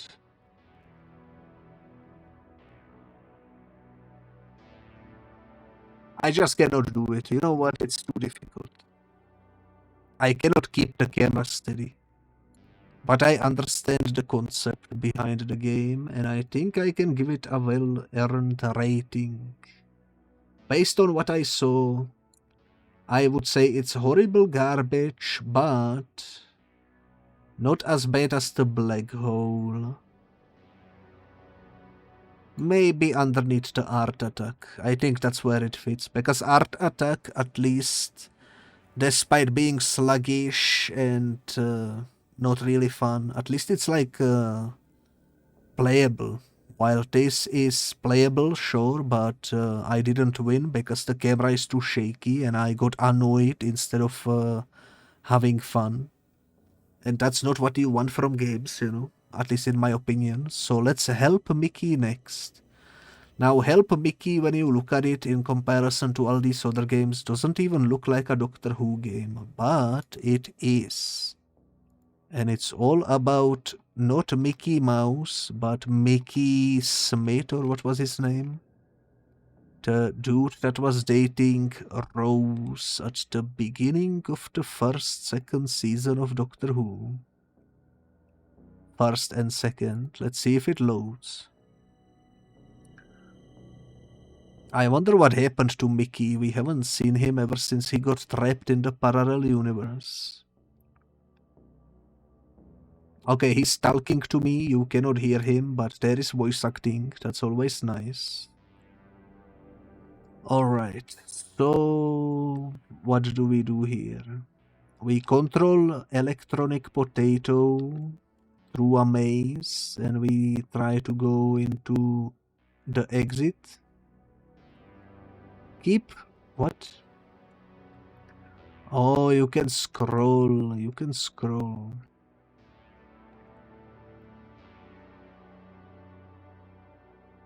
Okay. Signal interference. I don't know what that means. Maybe now we can open this too. Ah, this one is still not openable. Okay. Understood. We have an enemy.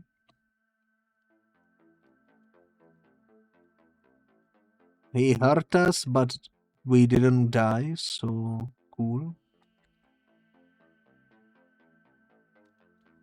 We collected number 2 and number 3.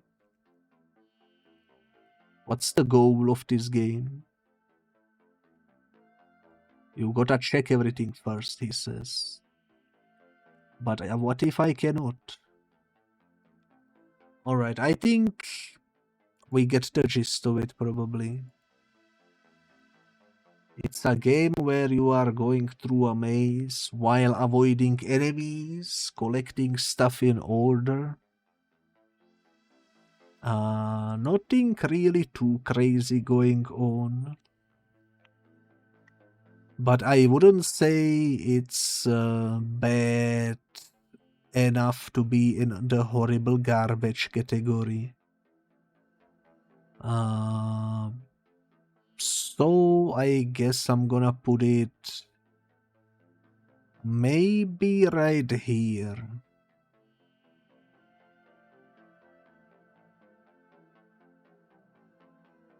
Actually, I think it's maybe better than the airships as well. Maybe even better than the Daleks versus Cybermen. I think being directly below Destiny of the Doctors is the most fitting situation. Alright, well, let's take a break from the browser games for a little bit and let's discuss something completely else, and that is the Infinity franchise. There has been in total 5 stories released for Doctor Who Infinity, and the first one that I'm gonna talk about is the Dalek Invasion of Time. Before I delve into it though, let me quickly show you what the Doctor Who Infinity is actually all about. Because I think personally it is a pretty fun game. I have it on Steam. I have every single DLC for it as well. I have every single DLC for it as well, and that's the wrong thing. There we go.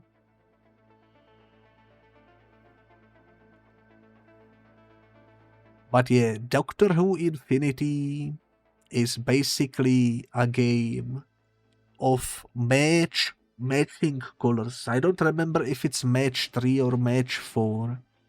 But essentially every single level looks like this. You are matching colors.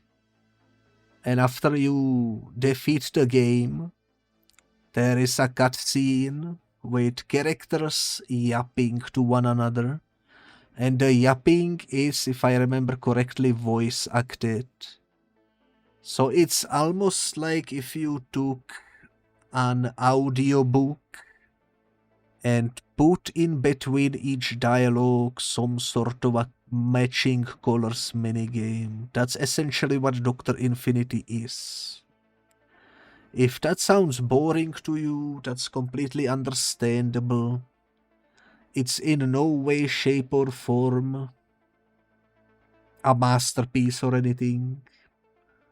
But I think for the sake of the review, I think we should probably be happy that there is a voice-acted storyline sprinkled into it, and they actually did do pretty well with the, as you can see, Doctor Who Infinity on Steam. If I go to the store page, you can see I am not signed in, but I do own this game. In fact, if we go into reviews, there is Gaby Biscuit right here. I can just read my review from when I reviewed it back in 2021, long before I became a VTuber, I suppose. The gameplay of this game was quite boring, perhaps even worthy of the negative reviews. However, the actual stories are simply great. I enjoyed the base game and even the DLCs. Sure, the Doctor Who deserves a bit better. This game just isn't as good as it should be, but giving it a negative review isn't right. It's basically an audiobook with comics art. The main selling point was clearly the story.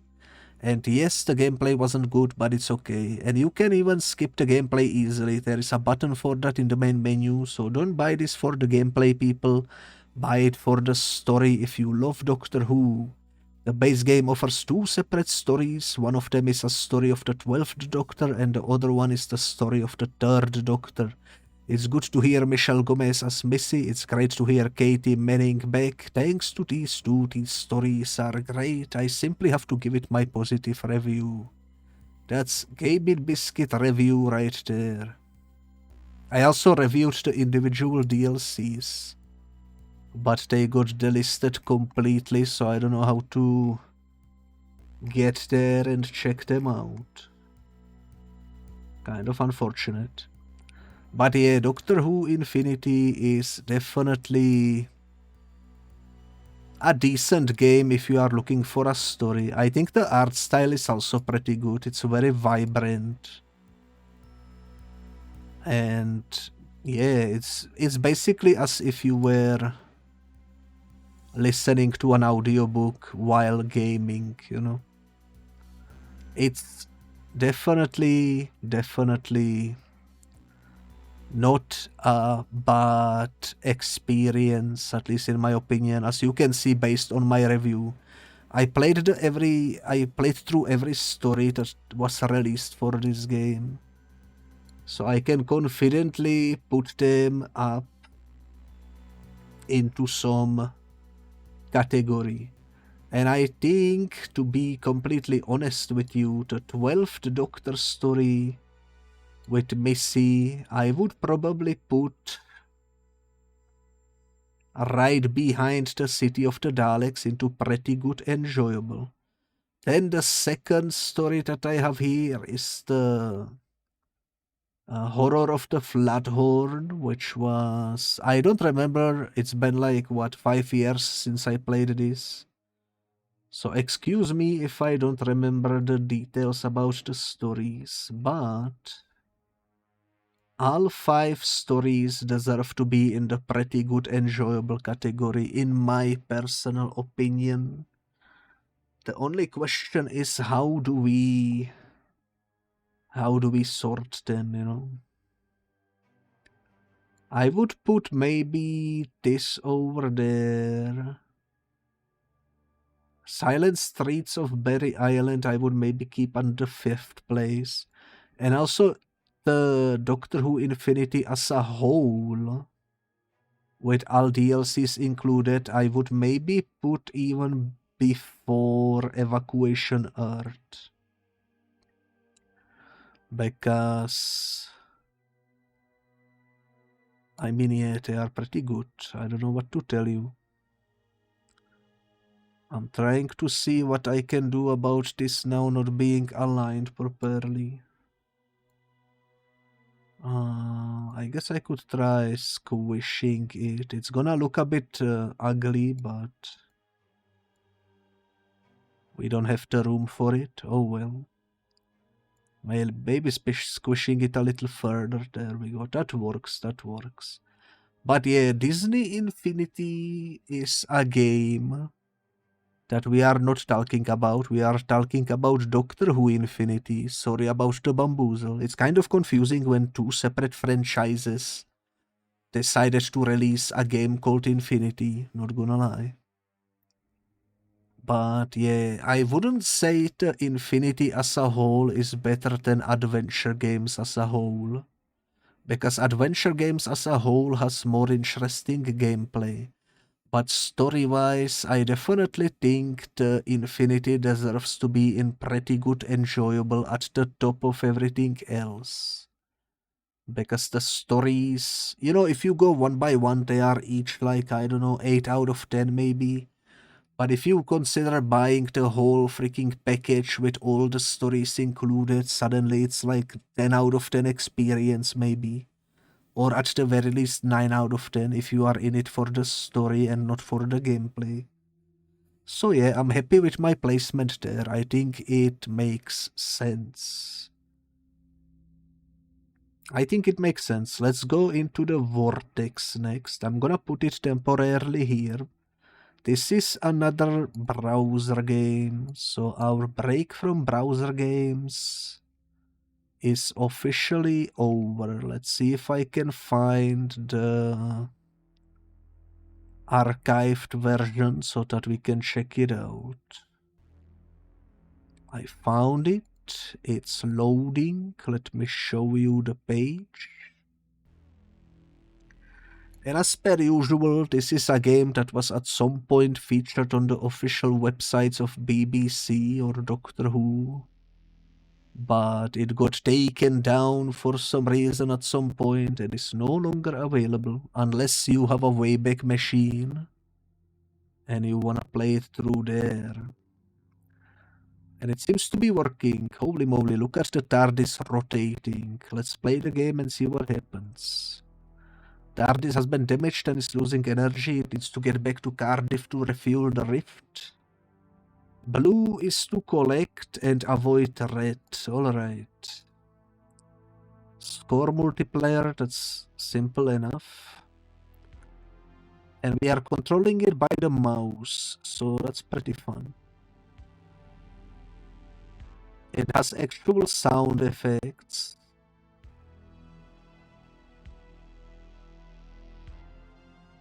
Alright, alright.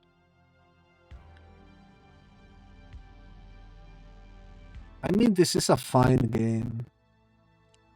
Not really much I can say about it. The gameplay is very simplistic. We are entered level 2. Now it's red. I like it. It's nothing to write home about, you know, but it's playable, it's free. Not really anything of anything I could say about it. I think it's just constant same thing. So let me quit out of it. I think I have formed my opinion. I think Into the Vortex is probably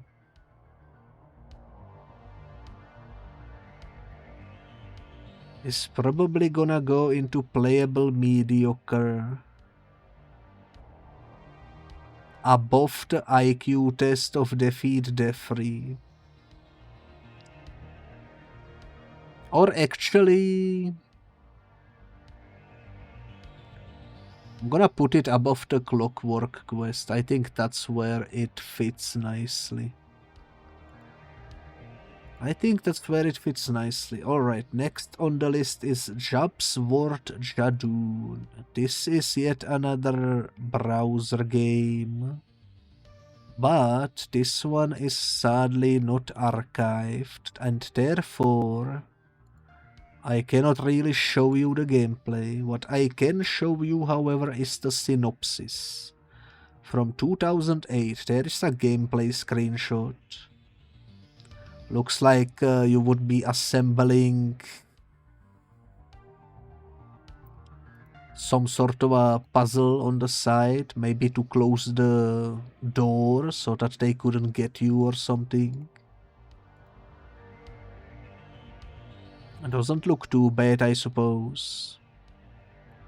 It's about the 10th Doctor who must return to his TARDIS, which the Jadoons have locked due to illegal parking. That's pretty funny. There are 3 levels and 3 settings, easy, medium and hard in the game. There isn't a reward when the game is completed. The Doctor just flies away with the TARDIS. Similar puzzle tasks have to be completed as in the video game The Waters of Mars. Which is maybe... Oh yeah, it's what I assumed. You just need to connect the pathways. It's a puzzle game. Too bad it's not archived, because if we click on this, the game is not here. Or is it? Play game. Yeah, play game doesn't do anything. That's unfortunate. Well, what can you do? What can you do? Sometimes we will get lucky and sometimes we won't. Since it's not playable, I will have to put it into unplayable. But you know what I like puzzle games? This is one of those simple puzzles that I personally think would maybe be right below Amy's History Hunt if we were to play it. Sadly we cannot, but what can you do?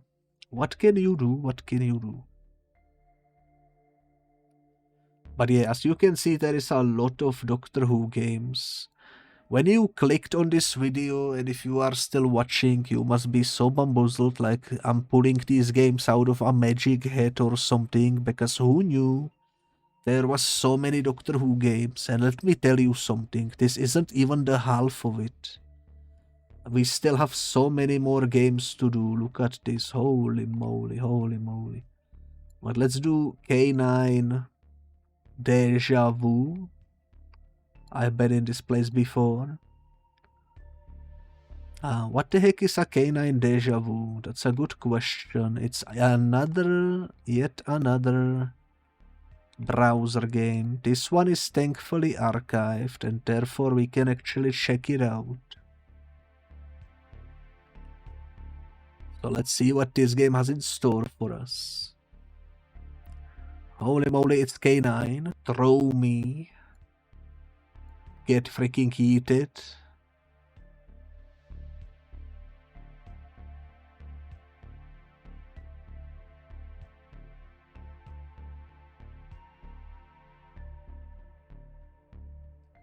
I think this is just a loading screen.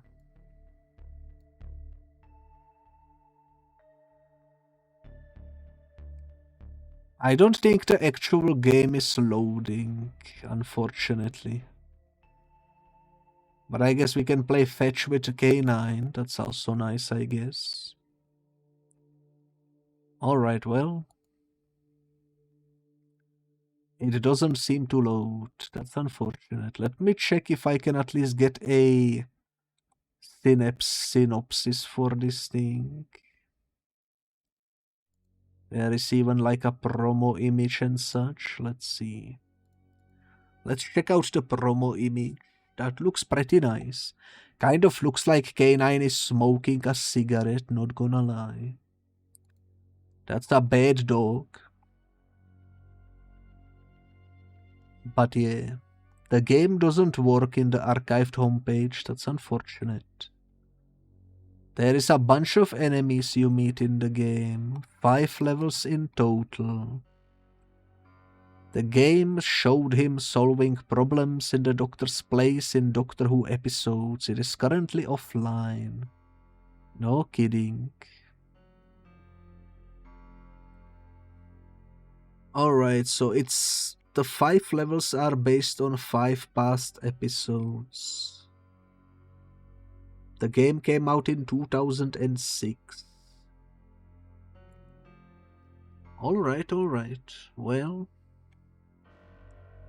Sadly, there are no gameplay screenshots, so I cannot really overview what the game would be like. But it seems like it had a lot of attention to detail put into it at the very least. And for that reason, I will put it into unplayable but looks good. Maybe right above the double-decker desert wrecker. How about that? Keys of Time is next, and Keys of Time is... I don't think Keys of Time is a web browser game. I think... Oh, it is. Okay, my bad. I was confused. Let me show you what I'm showing. The game is indeed loading on the official Doctor Who website.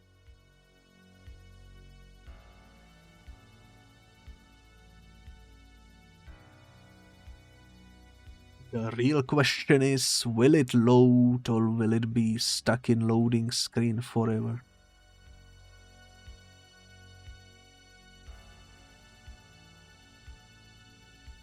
Unfortunately, it seems like it will be stuck in the loading screen forever. That's unfortunate. So the Keys of Time are unplayable. Maybe I can at least show you the synopsis again. Let's do that. So here is the synopsis. Stupid freaking ads. Holy moly, I'm getting like flashbanged by ads on every freaking corner of this website. TARDIS wiki, like what the heck are you doing? Why is there so many ads? Provided his voice for the 11th Doctor. Okay, so the Keys of Time were voice acted. Agraske has stolen a key to the TARDIS. So maybe this is like a sequel spiritual to the Graske game with David Tennant that we already reviewed. Came out in 2010. And it's a side-scroller. There is an actual screenshot. I mean, it looks alright. It looks like a retro-esque inspired basic side-scrolling action game. 6 levels to play through, and Matt Smith is voicing the characters. This looks like it would actually be pretty fun if only it wasn't, unfortunately, currently unplayable. But what can you do? It be like that sometimes. And I guess for that reason we have to put it into unplayable but looks good. And I guess it would be fitting to put this right after the Attack of the Grask, since they seem to be about the same character kind of type of situation. And honestly, based on the screenshot, I think this would play somewhat more in line with games such as the one that we reviewed recently, which was... where is it? The Dalek Attack from 1992. I think that's the one that this reminds me of the most. Too bad it's not playable, but what can you do? Let's jump into Doctor Who Legacy. This is a game that's heavily similar to Doctor Who Infinity, but it came before it, and it was a little bit more bare bones than Infinity. This is essentially what Infinity evolved into eventually, or evolved from, I guess. And I can show you what that looked like. If you give me a second, I'm gonna boot up a screenshot. There we go. This is what Doctor Who Legacy looked like. It's a matching game, like I said, but instead of being focused on a story, it was kind of... it was kind of less focused on the actual story and more so on the matchmaking gameplay. I sadly haven't played this game, and sadly I think it's no longer available anywhere for me to grab and play. There is a YouTube video too, so why don't we go ahead and check out this lovely person right here who actually has a physical thingy for it. That's nice. Playing it on the iPad. Okay. Yeah, this looks like it would be pretty fun. It kind of reminds me of a game called 10 billion or something like that. Which is... maybe if I do this, I can show you 10 billion. There we go, that's the one. 10 million. It's the same thing. It's a matchmaking game, as you can see, with characters fighting at the top. That's basically what this is. You are fighting the characters at the top by matching the colors and such. Not bad, not bad. I would say definitely understandable, you know. Looks like fun. Looks like fun. If we go back into Doctor Who Legacy over here to... and go into the TARDIS wiki. It was released for Android, iOS, Facebook, and Amazon in the wake of the 50th anniversary special. This looks like a really cool game, but unfortunately, I don't know if they say it somewhere around here, but it got discontinued and it's no longer available to be played. I don't see it anywhere.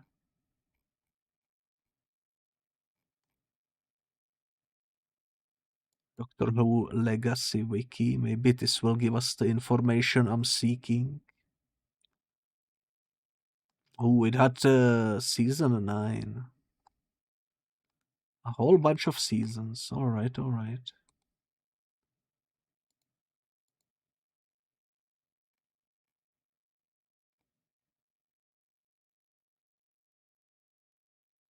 I don't know. I don't know why it doesn't say. But I'm pretty sure it is no longer downloadable from the official websites. Maybe if we do classic Wikipedia page, it will tell us what happened to it. Let's see.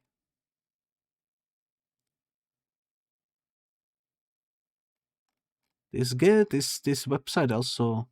Oh, there we go. The game was closed down on the February of 2019. Tiny Rebel did not want to renew the license with the BBC, which is unfortunate.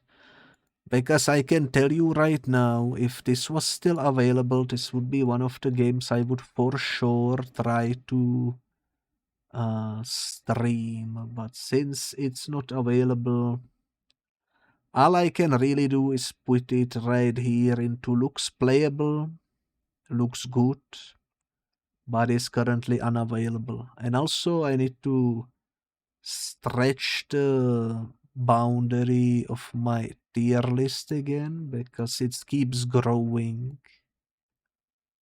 Does that look good? I think that looks about right. Alright.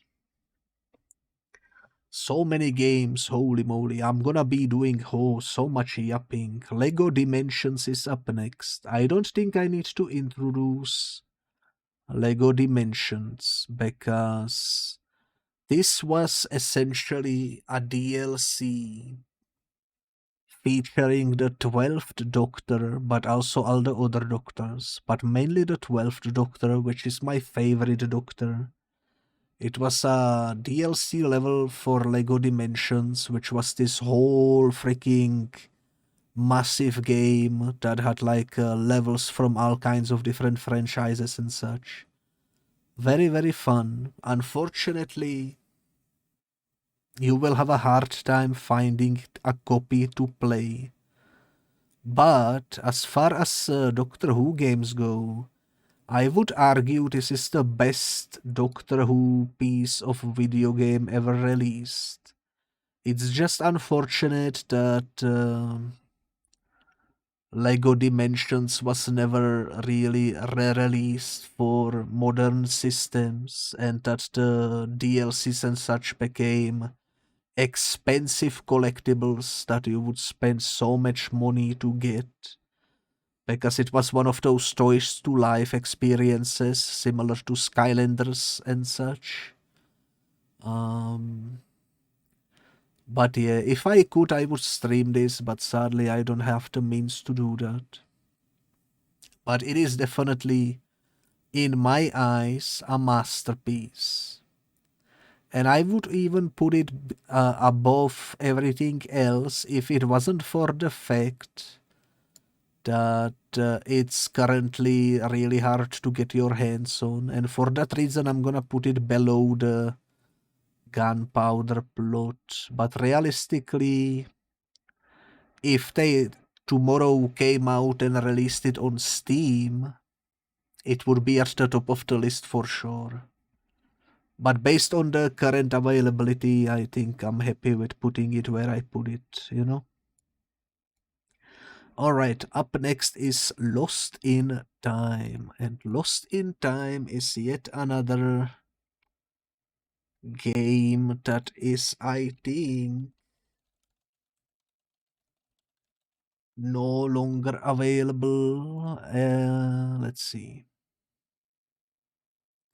Oh, this one is still available. Okay, this is a mobile game. Let me quickly show you. Apparently, you can install it on Windows too, so that's pretty exciting. And yeah, it's a free-to-play, pay-to-win type of game.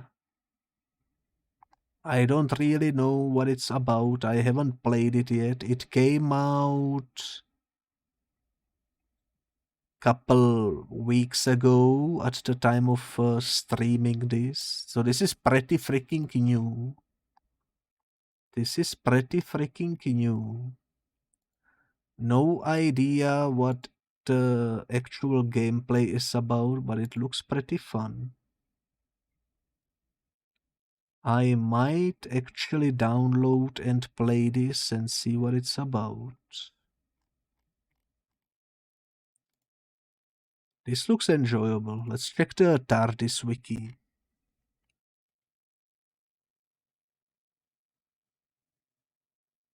Okay, so it was actually released 2022, 2023. Am I looking at the right game? I don't think I am. I am. Yo, it's Omega. What is Omega doing here? The actual Omega, not the freaking Disney version of Omega, the freaking massive skeleton. Such cringe, holy moly. Alright, it seems to have a lot of lore, a lot of episodes, with actual story and characters from the show. I keep scrolling and there is more and more lore. Holy moly, this looks like a beefy freaking game.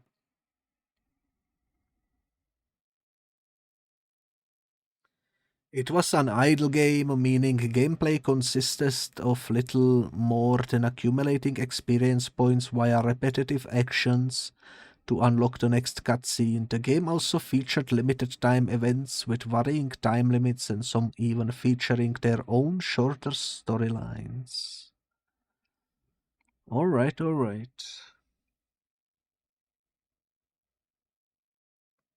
Well, also, I just noticed my music stopped. I'm sorry about that. I don't know for how long there was a silence. But now it's back up and playing.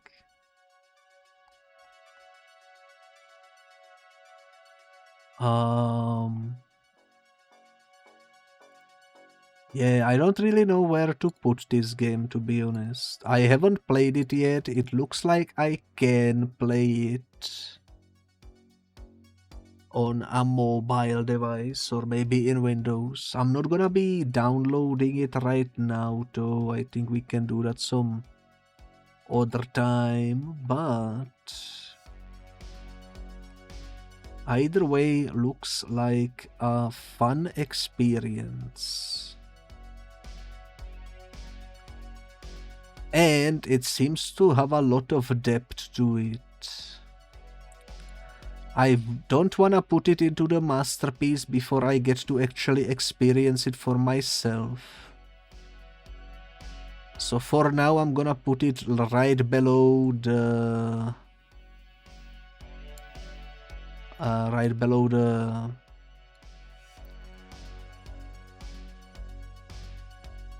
I wanna put it at the bottom of this list, but for some reason...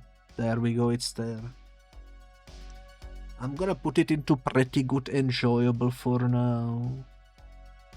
My opinion of it can change in the future, but until I get to play it for myself, I will just simply put it into there and be happy with it. It looks like they put a lot of depth into it. The amount of episodes is absolutely stunning. So much stuff in it. I might actually play it right after I end the stream, because it got my curiosity peaked, you know. But that's for later. Maze of the Dead is the next game on the list. Maze of the Dead is yet another browser game that we can boot up, hopefully, and test for ourselves. Let me sip the coffee while it's loading.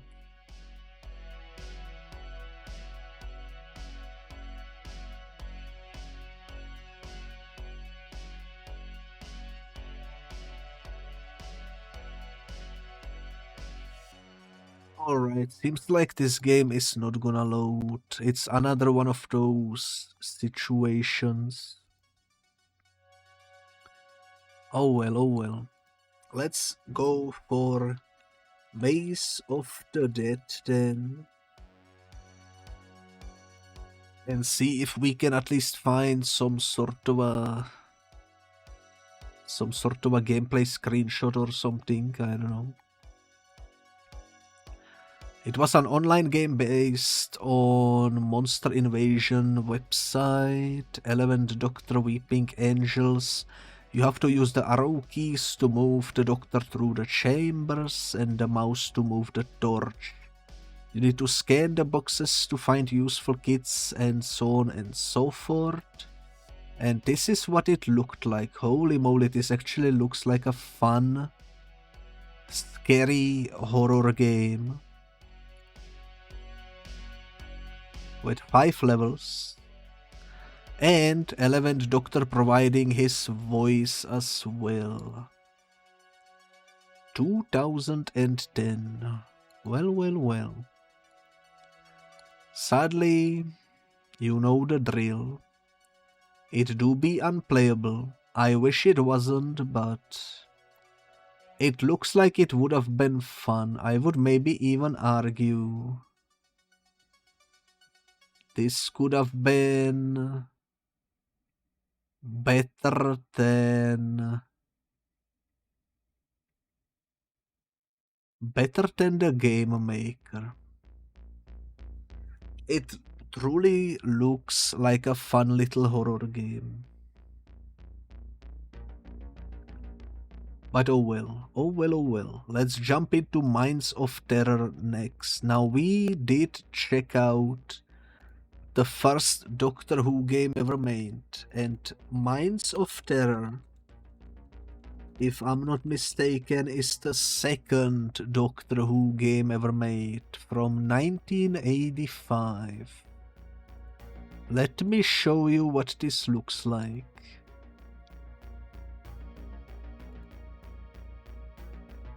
And you can tell this game is on the same level as NES, Nintendo Entertainment System and such. It was a BBC micro game.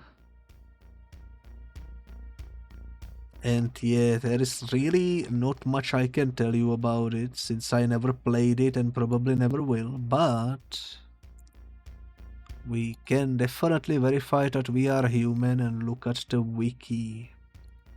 Holy moly, that is a nightmare fuel. Why does he look like that? Holy moly, poor guy. It has the 6th Doctor in it, apparently.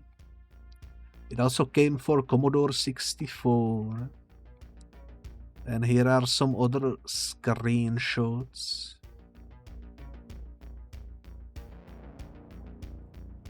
I mean, you can easily play this game through an emulator if you want. But personally, it's not really my vibe. Because even though I love retro games, I think this one is just a bit too, I don't know how to describe it. Bit too deep fried is how I would describe it. This game is a bit too deep fried for my taste. I would even say, for me personally, playing this would probably be on the same level as Return to Earth. Maybe even worse than Return to Earth, for me personally. Now, if you grow up with it and you like it, that's completely understandable, but I personally prefer, when it comes to these older games from like 1980s and 1990s, there is specific genres that I enjoy, such as beat 'em ups or puzzle games. I mean, there are some Batman fighting games as well that I enjoy from that era, Spider-Man games as well. But this Doctor Who game in particular just doesn't seem like my vibe. I think I would mainly rage quit during it, probably. That's alright though. Let's do Monster Match next. Now, I don't know if Monster Match is gonna be playable, but from the name itself, I think it's pretty obvious what this game is about. It's a... why am I having a brain fart? Brain fart. Why am I having a brain fart? Holy moly. It's because I've been yapping for 3 hours non-stop. That must be it. It's a browser game that was also removed from the website, but through the Wayback Machine we can boot it up and see what the actual gameplay looks like. Holy moly, it's working. Let's do infinite time. And it's basically match 3, I guess. Did the Slideen just freaking fart? Holy moly. Also, I like when you click on the ood, his eyes start glowing red. That's a freaking cool design choice. Exterminate.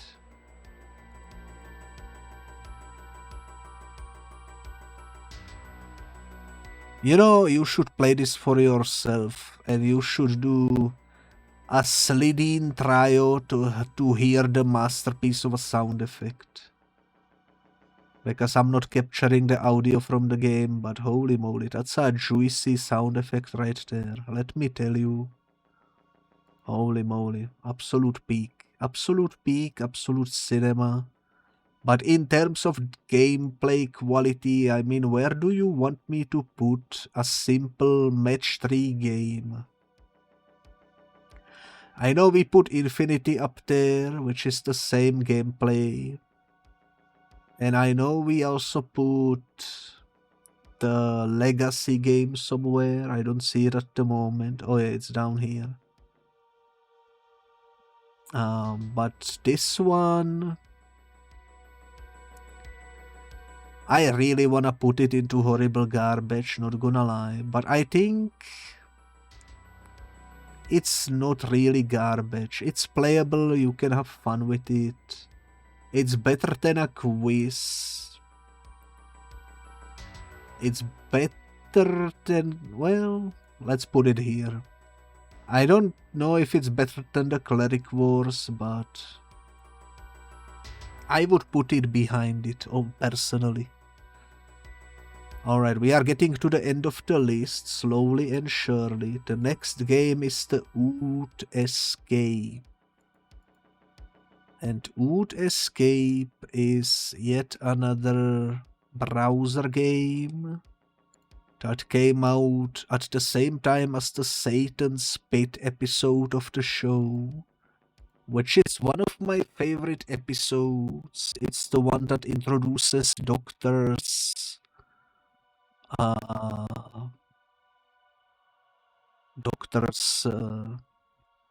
you know, the gods and such. I don't know. It has a Satan in it. Like, what more do you want, you know?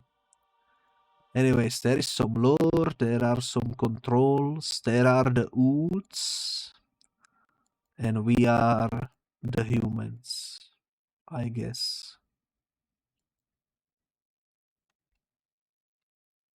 Okay, we can move the camera.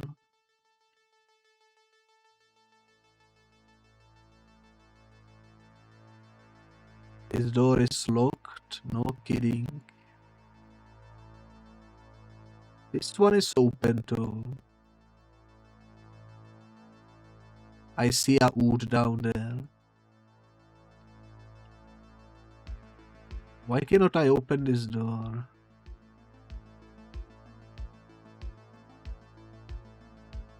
I was caught by the Ood. I was caught by the Ood. Ain't no way. I can see a key that's like out of bounds, but for some reason rendered. That's the issue with playing Wayback Machine games. Sometimes they work, but are broken. Not much we can do about that. It is playable though right now if you go to the Wayback Machine, and therefore I'm gonna put it probably behind Daleks vs Cybermen. It seems to be the same type of a gaming experience, which is why I decided to put them side to side. Not really my cup of tea, to be honest, but understandable. Have to once again make the list squished a little more. It's probably really hard to read the letters now, but not much I can do about that. We do have a lot of things to go through, I suppose. The next one is the Pinball 1992. I'm not even gonna be spending too much time on this one. I will, however, briefly show you what it looks like. Just so that you can kind of know what to expect. If I can find it, that is. I cannot see it for some reason. Is this it? I think this is it. Alright, let me boot up the screenshotting ability. 2.6.6. You can download it on vpforums.org if you are curious about it. And this is what it looks like. I love the doctors at the top over there. It's the good old pinball. If you like pinball, you might get a kick out of this. I personally am a pretty good fan of pinball, I would say, though I don't play it as frequently as I would probably like. I remember when I was little, the freaking Space Cadet on Windows XP was my jam too. Master's bonus. I love the master in the center down there. Pretty cool. I like the art style. I think it looks pretty fun. Sadly, I won't be playing this at the moment. But I think if you ever in your life played any sort of a pinball game, you pretty much played them all because it's the same thing. You hit the ball and you hope the ball hits a bunch of bonuses. And you use the paddles at the bottom to keep the ball in the board, you know. So where would I put this? You know what? Pinball is good. Pinball is pretty good. It's not a masterpiece, but it's pretty good. And I think I would put it maybe behind Evacuation Art. In terms of enjoyment, I think I would spend more time in it than any of these other ones, probably. Potentially, I don't know. I like pinball too. I might be a little biased. I'm happy with my choice though. I think that fits. Alright. Let's do 2 for 1. Santa Shooter and Secret Santa.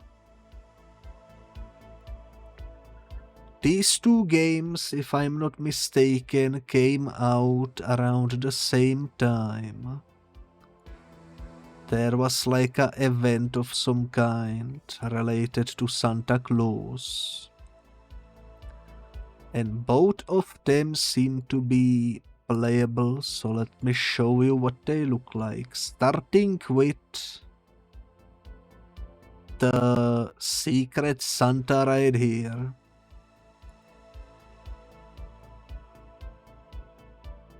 So that's the whole game. You get a picture and you need to guess who it is. This is obviously Jackie Tyler.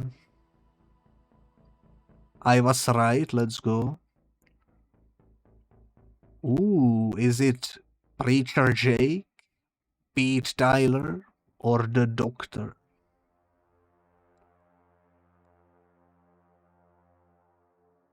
I have no idea, to be honest, but I'm gonna assume Preacher Jack. I was correct. Let's go. Next one. This is the doctor.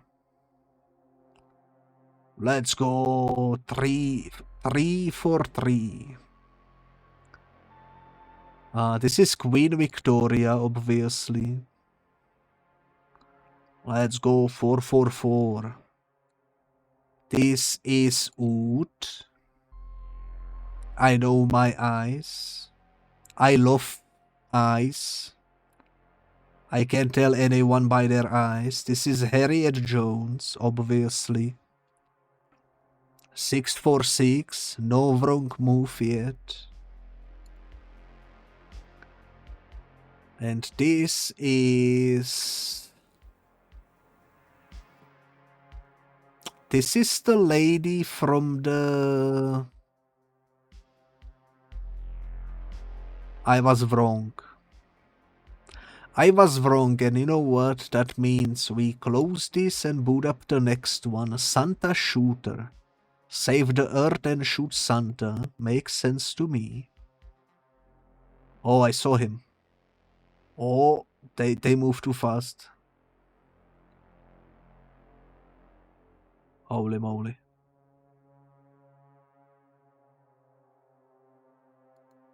I have only scored 2. Shots left 48. Yo, what the heck? Say hello to my little friend. Tony Montana, Christmas special. Game over, man. Game over. Well. That's the Santa.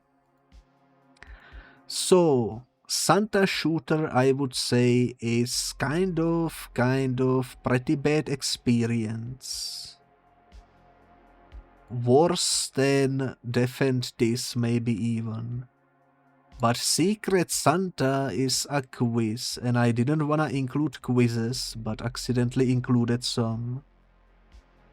I guess it's better than the Defend This quiz, but not as good as the monster match. I'm happy with that right there. Also, hello there, Pickle the Caveman. Hello.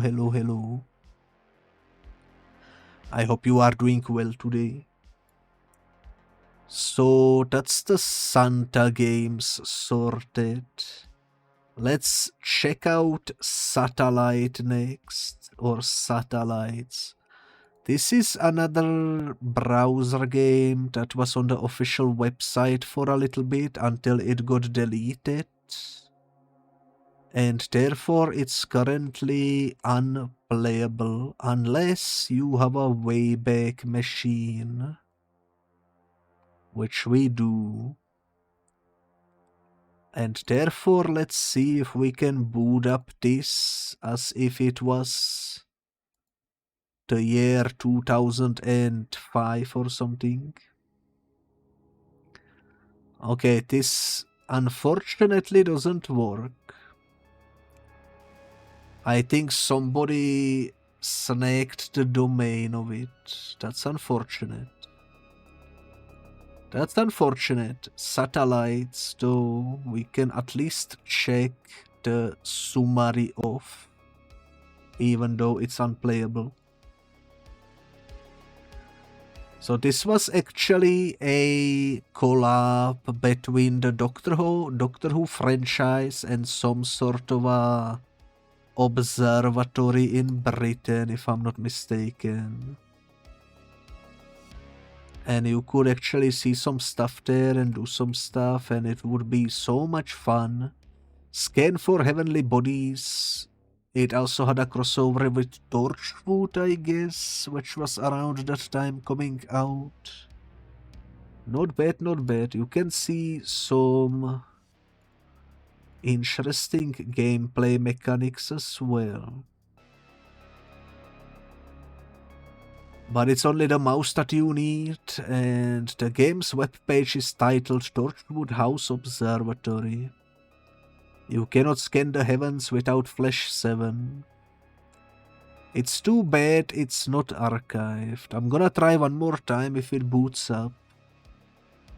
Oh my god, it does boot up. I guess the first time it bugged out or something. Interesting, interesting. Unfortunately, it's just a black screen too, so I'm gonna have to put it into the unplayable category. Does it look good or does it look awful? I would say it looks like a decent project. But definitely at the bottom of the list in terms of enjoyment, at least in my opinion. So I think I'm happy with the placement right there. Next game is Say What You See. And I think Say What You See is another browser game that got removed. Let me quickly check if I can find some sort of an archive for it.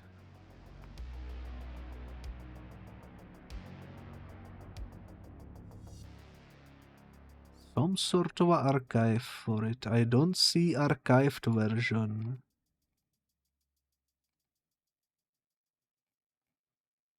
That's unfortunate. Let me also try Say What You See, Doctor Who. Let me try googling it and see what happens. Oh, this is not a browser game. This is a Android iOS video game released in 2013 and discontinued at some point after that.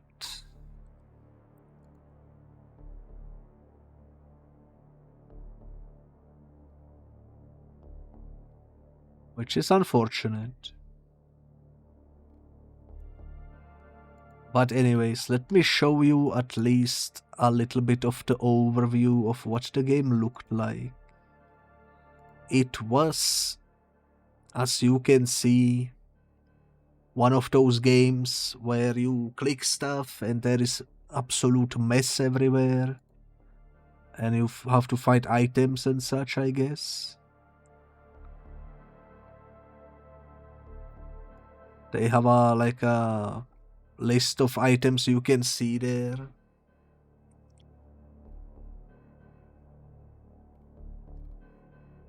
There is a download on Amazon, but I don't know if that will work. I mean, it says free to download, so maybe you can still get it. There are more screenshots. You know, this came out long before AI slop was a thing, but this looks like AI slop to me. Except it's just a bunch of PNGs slapped on top of Doctor Who backgrounds, because why the heck would on Gallifrey there be a parrot in the sky, cartoon snowmen in the background, and a freaking circus? Like, what the heck is this even supposed to be, you know? What the heck is this even supposed to be? It was for the 50th anniversary. I mean, it has decent reviews, better than I expected. Installed the app, it told me I had the canvas. When tried to play, I wanted to download the canvas. After telling me I had it, game cannot play without a canvas installed, so why isn't one already in the game? This was my first clue to horrible programming. After downloading the canvas, I tried again. The screen then show about 50 gray squares with bottom 5% of screen looking like what the game should have. Nothing worked, so I go back and click reset level, didn't work. Alright. I think I understand. The game is not only looking like it was made as a slop, it also plays as if it was a slop. So how shall we rate that? Say what you see. Maybe horrible garbage then, but probably not as bad as Return to Earth. Nah, it's probably worse than Return to Earth. Let's be honest, it's probably worse than Mines of Terror. Probably worse than the first adventure, but maybe better than the Escape to Silence, I think. I think I'm happy with that placement right there. Makes sense to me. Let's do Slidine Surfer up next. Now this might sound like Subway Surfer's clone, but it's actually much worse than that. This is one of the games that I actually played. It's a browser game.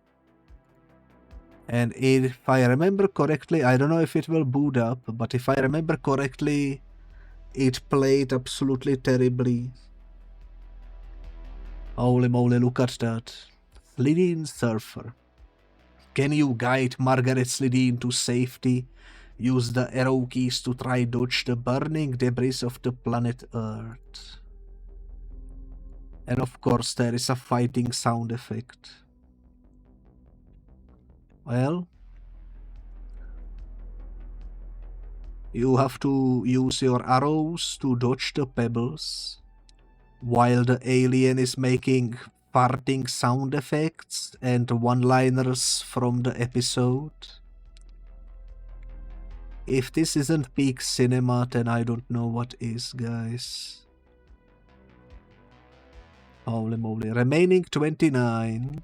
We collided 4 times though. Maybe I can make it to the end. Let's give it an honest try.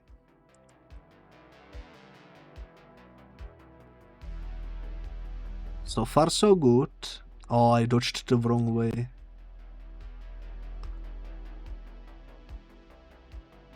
Well, you failed me.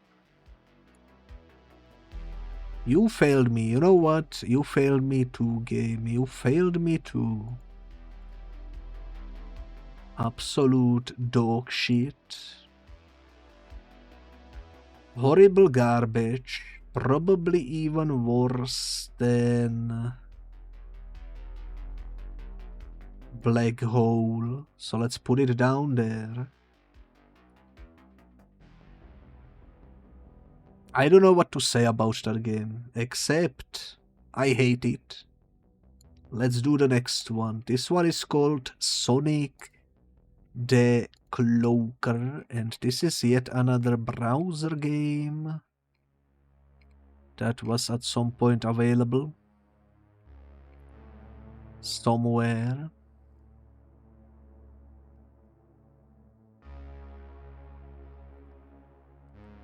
From 2007, I was trying to look up if there is an archived version. There is. Let's see if it actually boots up.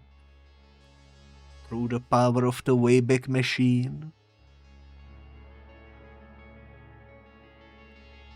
It works. Let's go for the infinite time too. Also, don't blink. Alright, so what do we do here? We control the sonic screwdriver. We can wiggle it like a tail of a dog when he sees you. That's a Cyberman.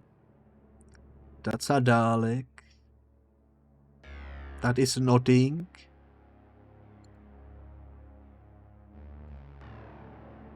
Do we just click and see what we can find?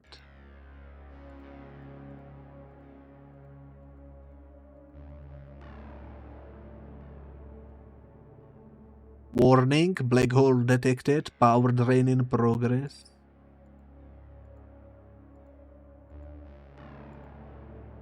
Okay.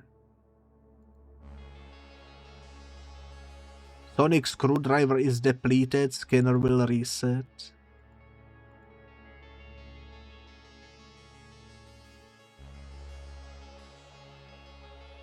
I mean, what do you want me to say? This is like a video game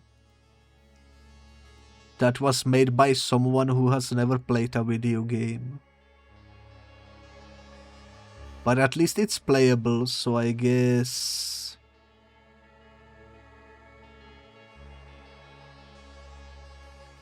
Is it better than the Santa shooter?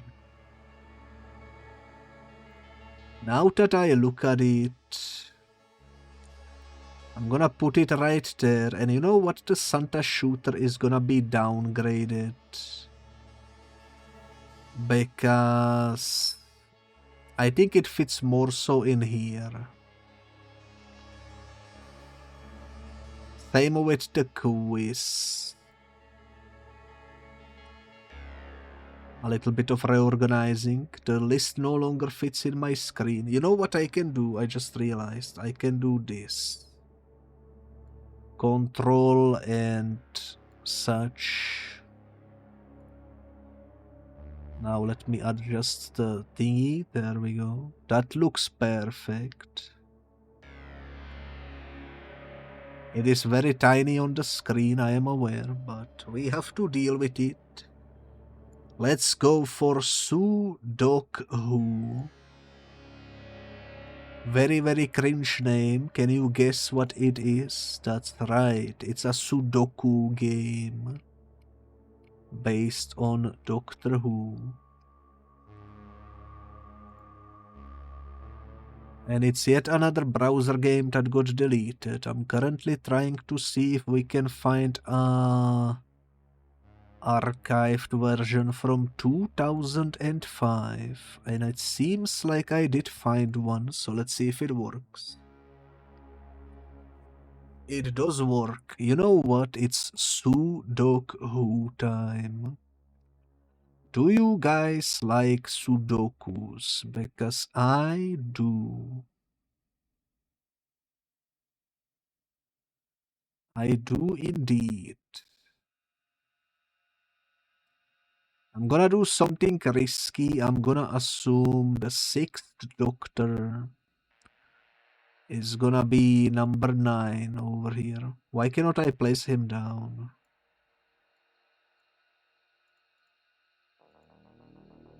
I don't think it's working.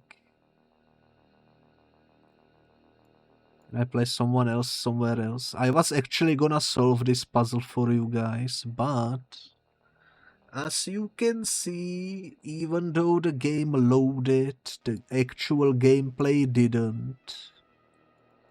They don't stay where you put them, so the Sudoku is broken. That's unfortunate. I was so hyped to do a Sudoku on stream. Maybe some other time in some non-Doctor Who themed game. Since it's unplayable, I'm gonna put it at the bottom of the list where it is currently. And I would even say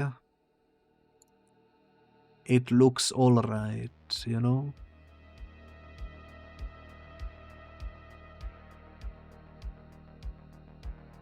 I would put it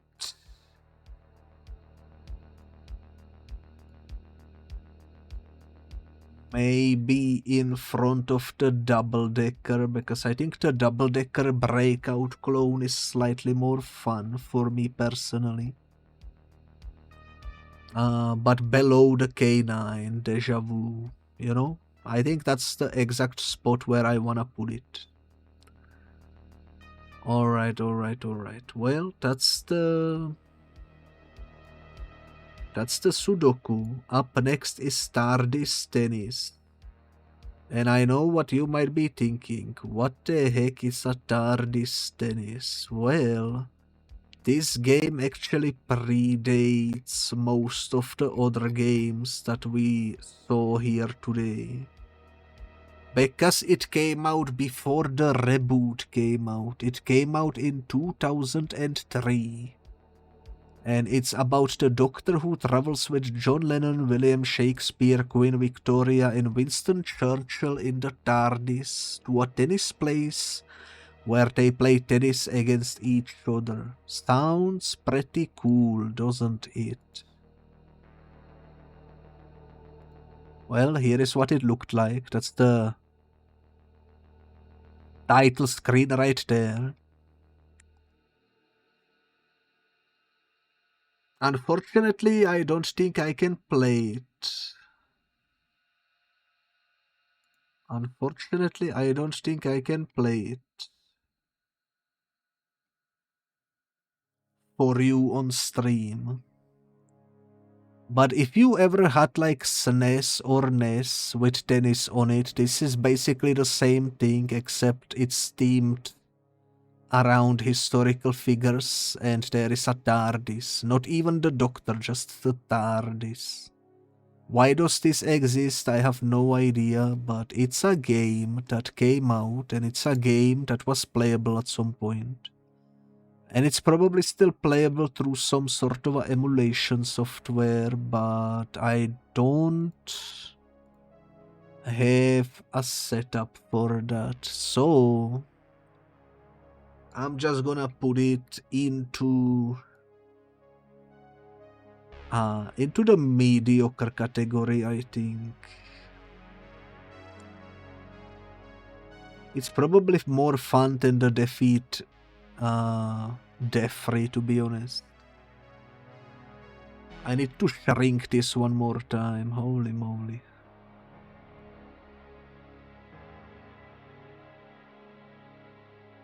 Maybe I should have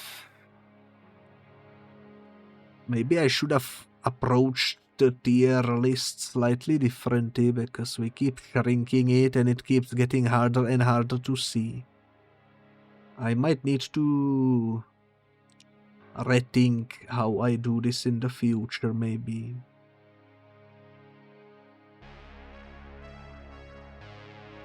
I don't know, you tell me, guys, if you have any ideas about how to make this work a little better. The next game is the Doctor and the Dalek, and I have no idea what this game is, so let me quickly check it out. Doctor and the Dalek. Game.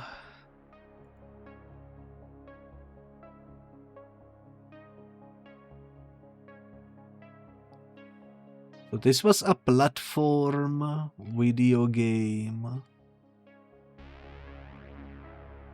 developed in 2014, and since the April of 2019, the game is sadly no longer available to be played. Seems like that's the case for most games we were checking out today. I don't know if it was a mobile game or what, but here is the official trailer for it, so maybe we can summarize something from that.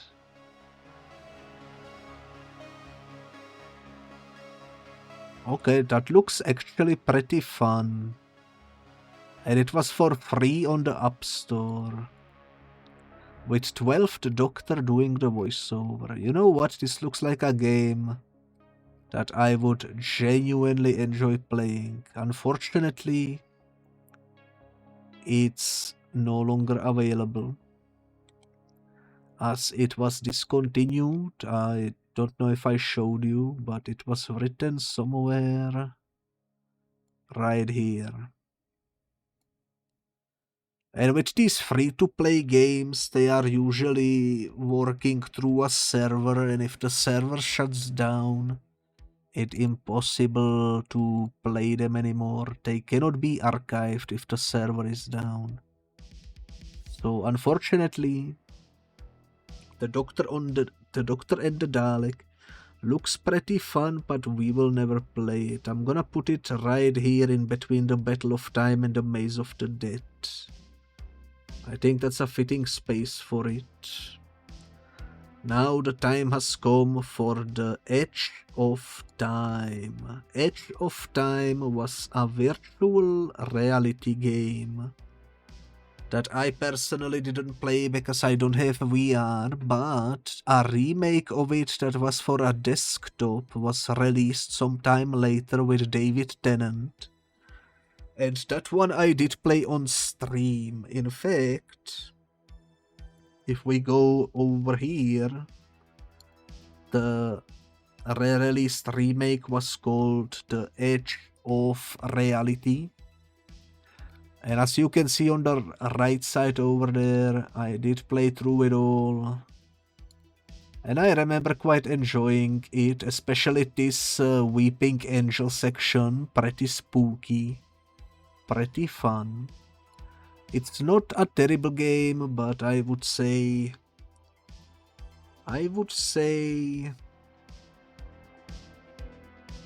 it's kind of hard to compare the two, you know. I also have the Edge of Reality separately here, so we can kind of figure out where to put both of them. One is shorter VR exclusive, the other is expanded desktop version. I think the expanded desktop version is probably good enough to be in the pretty good and enjoyable category. For me personally, I would maybe even put it in between Infinity and Evacuation Earth because it is pretty lengthy and it has some really good sections, such as the Weeping Angels, and I had a blast with it. Now, as for the VR exclusive version though, it has less content. So I would say it's not as good. But would I put it into mediocre? That's the question. I think it's better than the TARDIS at the very least. I don't know about the Unlikely Heist. But I'm gonna put it above it because I think it could be fun in VR. Someday I will probably get to play through it in VR. I actually own the game on Steam. I just don't have a VR headset to play it on. But if you played Edge of Reality on desktop, you basically know what the game is about. So I haven't really missed out on anything by not playing the VR yet. Let's move to the next game on the list, which is the Eternity Clock. This is yet another co-op game that was made. And I actually played it twice. I played it first solo right here 3 years ago. And I had a blast with it. I played it for 4.5 hours. And then sometime after that, I teamed up with Sleepy Technokid and we played it in co-op mode, where one of us played as the Doctor while the other was the River Song. The co-op took us 5.5 hours as well. It was pretty fun. I would actually say I would recommend this game heavily if you are a Doctor Who fan. The only downside is the game is story-based. There is a big old narrative that ends abruptly at the end with a cliffhanger and to be continued message. But the sequel got cancelled, so the whole story, the whole 5-hour-long investment goes nowhere because they never made the sequel for it.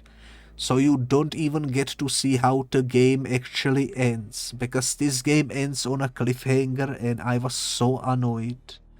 I wish they would have made a follow-up. But sadly we didn't get that. But if you wanna see the gameplay, I can show you right here.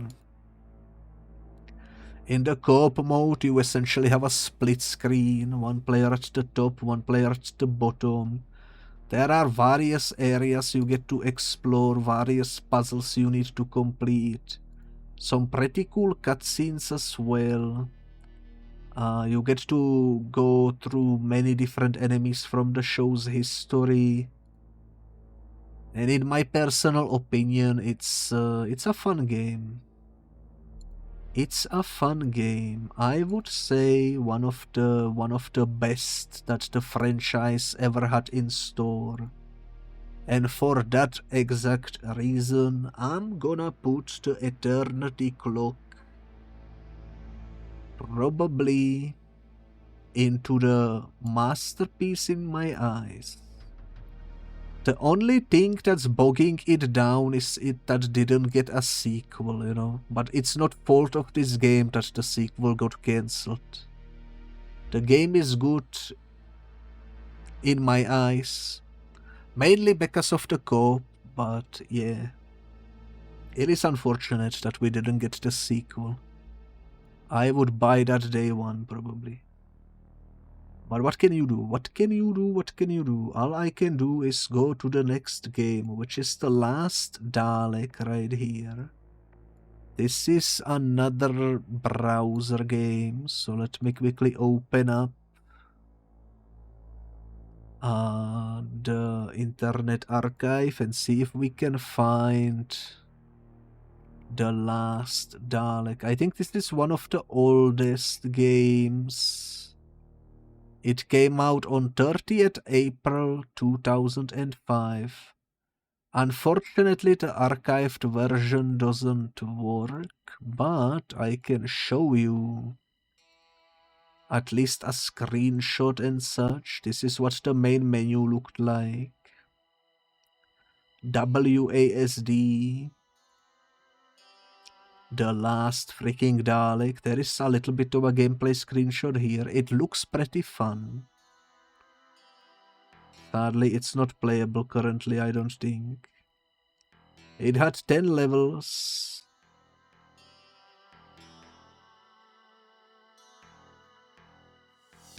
And yeah, it seems like it was pretty good. Current game location is a BBC download. You would have to emulate it somehow. Original game location was here. Missing game files causing the game to return to the title screen after the first level. Okay, can we play the first level then, or is that not working? Seems like it's booting up. Do we get lucky? We do get lucky. Dalek Memory Bank. I ain't reading all that. Level 1, the cage breakout. I mean, it's loading to level 1, but the initializing doesn't initialize. I guess that's what they mean by it being broken. That's unfortunate. Well, I tried. In any case, this is like the oldest browser game that was available on the official site since the reboot of Doctor Who came out back in 2005. It's currently unplayable because we didn't get it running, and I'm gonna say it looks pretty decent. Not as good as Amy's History Hand, but I would put it directly behind it perhaps. I think that's where it fits. Up next is The Lonely Assassins, and let me tell you something, The Lonely Assassins, if you play it on a mobile, is actually a pretty good game.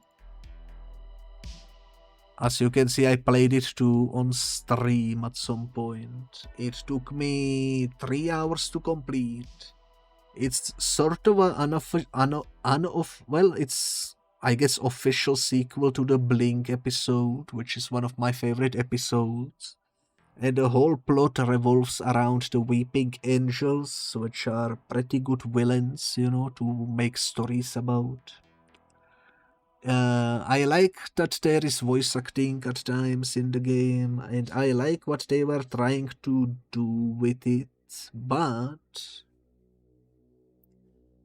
personally, I played the desktop version, and I think the desktop version is a very, very lazy port, because they didn't even bother making like a widescreen for it. It's just stuck in a tiny little window. Main menu is widescreen, but everything after that looks like this. Now you tell me, does this look like a fun use of your widescreen television to play a game like this on it? I don't know, seems kind of lazy on the development side to make it look like this. And I guess they were like, it makes sense because you are on a phone, but it's just a waste of space, you know, in my opinion. So I would actually heavily recommend, if you wanna play Weeping Angels game, try to get this for a mobile, because the desktop version is just not the best. Not the best. And I think, personally, when it comes to the writing of this game, I would say I enjoyed like 70% of the story. The remaining 30% I was absolutely mind-boggled by some of the decisions that the writers made with certain dialogues and characters. I mean, there are certain aspects of the game that just come feeling like absolute cringe. And you know, the game goes from holy moly, I am so excited to see where this goes, to being like, holy moly, what is this dog shit, I wanna throw it in the garbage bin. And there is like no in between, it just goes from peak to garbage to peak to garbage. And it's a constant struggle between cringing on what the heck you are playing and enjoying what the hell you are playing, you know? Kind of like the Chibnall era of Doctor Who in general. The stories in the Chibnall era were also sometimes high, enjoyable content, sometimes low, cringe content, sometimes absolute dumpster fire that you never wanna see again, such as the Timeless Child, 0 out of 10, absolute horseshit. But yeah, this also doesn't help that this came out during that period of time. So I don't know how I would rate it. I would say it's mediocre based on my experience with it. And I would put it underneath the Dalek attack, personally. It's not like a bad experience or horrible garbage, but it's nowhere near the games that I put before it in terms of my personal enjoyment, you know? So yeah, that Mazes of Time, another Doctor Who game that came out on the phones and is no longer obtainable because they removed it from the freaking servers. At the very least, I can maybe show you what it looks like by googling the images. It's actually doesn't look too bad, to be honest. As the name implies, it's a bunch of mazes you need to go through while avoiding enemies. And, you know, it looks simplistically fun. I don't think it's necessarily like a bad game. I think this would be pretty fun to play when you are sitting in a train journeying between towns or something. One of those pretty decent mobile games, you know. Definitely nothing bad. Just unfortunately currently unavailable to be played. Because it was removed from the App Store. You can of course probably find some way to pirate it. But since you cannot get it legally anywhere, and I don't know if it required servers or not, maybe it's not even playable from that point of view. So hard to say. I would put it into unplayable but looks good. Maybe even in between Legacy and Battle of Time, because the maze seems like it could be quite fun to deal with, you know. I don't know. Holy moly. I've been yapping for so long, my throat hurts. You might sleep soon, Vonix. Alright, alright. Well, let's go ahead and yap about... Actually, you know what? I still have a bunch of games to go through, and I think I should take a little break. So give me roughly 5 minutes or something. If you are watching on YouTube, there will be a jump cut. Alright, I am back, and next game on the list is The Runaway. This is yet another VR game, and unfortunately, I don't have a VR, so I cannot really review it properly, but what I can do is at least show you what the game looks like through the power of Google. So let me whip up the store page and let me show you what I am looking at. So here it is. This is The Runaway. This is with the female doctor, and it looks like it would be pretty fun. I like the cartoon graphics and such. You can see they put some effort into this one. It came out in 2020, and I don't know how long it is. I don't know. It has very positive reviews. It's available for free, which is always nice. But since I cannot play it, I don't know how to review it really. It seems like people spent not much hours in it. Except for this guy. 3.1 hours and not even one sentence. Understandable. But it seems to be like half an hour long. Maybe under half an hour. So like nothing too impressive, but it's free. This guy says 15 minutes. I mean, what can you do, you know, what can you do? This one says 15 minutes, it's way too short, dislike. It do be like that sometimes. But at least the visuals are impressive, it has the voice acting in it, which is also nice. And yeah, I cannot really say much about it since I cannot play it, but it looks decent enough to be put into perhaps the pretty good enjoyable category. Since it's short, I would put it maybe behind the Daleks. Maybe behind Infinity as well, if I can manage to do that. Maybe behind Lost in Time actually. At the bottom of the pretty good enjoyable category is I think where I would put that. I think that's the perfect spot for it. Also, hello there Lillian, hello, hello. Let me give you a shout out. You almost missed the stream. We have still plenty to go through. Look at all those chickens. So many things, holy moly.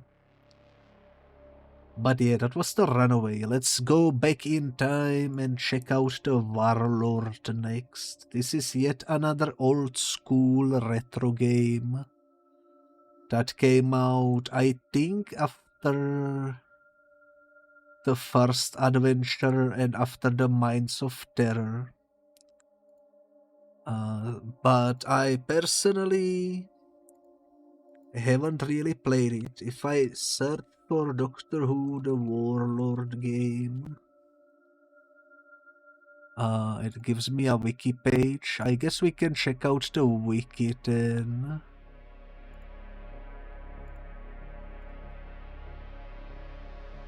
Oh yeah, it's from 1985. 1985, that's a pretty old game. Check this out. There were over 250 locations in this game. That sounds cool. And yeah, it's a text adventure. You know what text adventures look like? They are just a pile of text where you input what you wanna do. I kind of like those games, though I haven't played many of them, only a handful. But this one in particular, I sadly haven't played yet. It was promoted as part of the BBC Computer Literacy Project, which one such instance being after the 1985 screening of the 1966 film Daleks' Invasion of Earth, which is the Technicolor re-release, if I'm not mistaken, with Peter Cushing in it. I already mentioned this movie once before. There were two of those. There was also the one before it. I actually enjoyed those movies, even though they are not canon, but they exist in its own canon, in a parallel type of universe, I suppose. But yeah, there is not much I can say about the Warlord since I never played it, except that text adventures are cool. And I think it fits nicely somewhere between the classic games we already looked at. It probably has more depth than these two since it's a text adventure, so I'm gonna put it above the Mines of Terror. Actually, nah, it's not horrible garbage, I wouldn't say. I think this one actually should be in the mediocre category, maybe directly after the Lonely Assassins. I think that's more suited for it, you know. Maybe someday I will stream it, who knows, but for now, I cannot really say much else about it since I don't have the knowledge. Time to get to know some Doctor Who stuff, holy moly. Indeed, indeed. You know what? The next game is The Wire. Just like Heisenberg once taught Jesse that copper is indeed the wire. This is a browser game that came out at some point around 2006, I believe. 27th May 2006. And it has been deleted from the website, but through the power of the Wayback Machine, we can actually look into the past and see what this game looked like back in its prime. In 1953, an alien creature which threatened us all was destroyed. It left behind a message. Reassemble the message by scanning these media clips and delete it before it shatters the internet. Holy moly. Segment of the message has been extracted. Okay. How do I control this?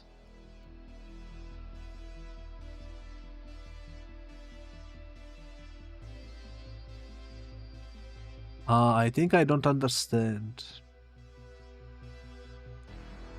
Dangerous segment, message deleted, start again.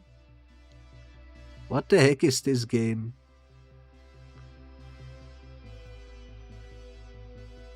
Oh, we are extracting letters down here, it seems. I don't know what that means. Cannot change the channels.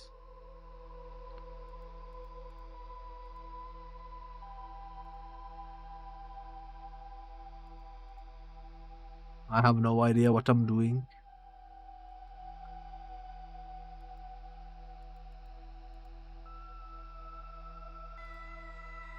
What am I even looking for? Segment of the message extracted. I am the...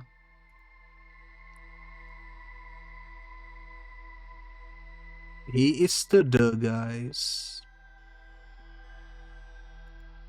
And I am the as well. Okay, I am the all to me. We do be extracting something, that's for sure. Maybe my brain cells are getting extracted here.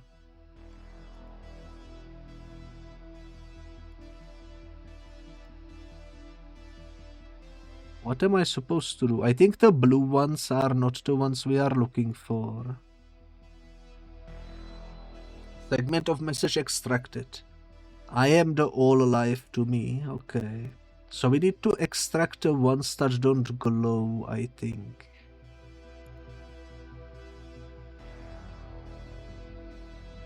But we need to do it in a specific order, maybe.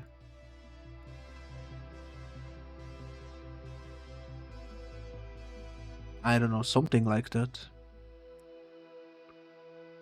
None of these are these are all glowing. What am I supposed to do? It's not that one.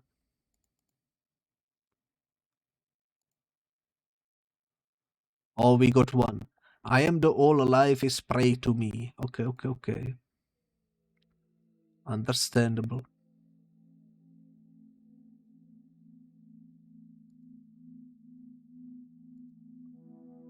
Ooh, dangerous message segment deleted. What? The message got erased. Am I doing something wrong? Now all of them are glowing. The wire. It's the wire. I don't know how this works.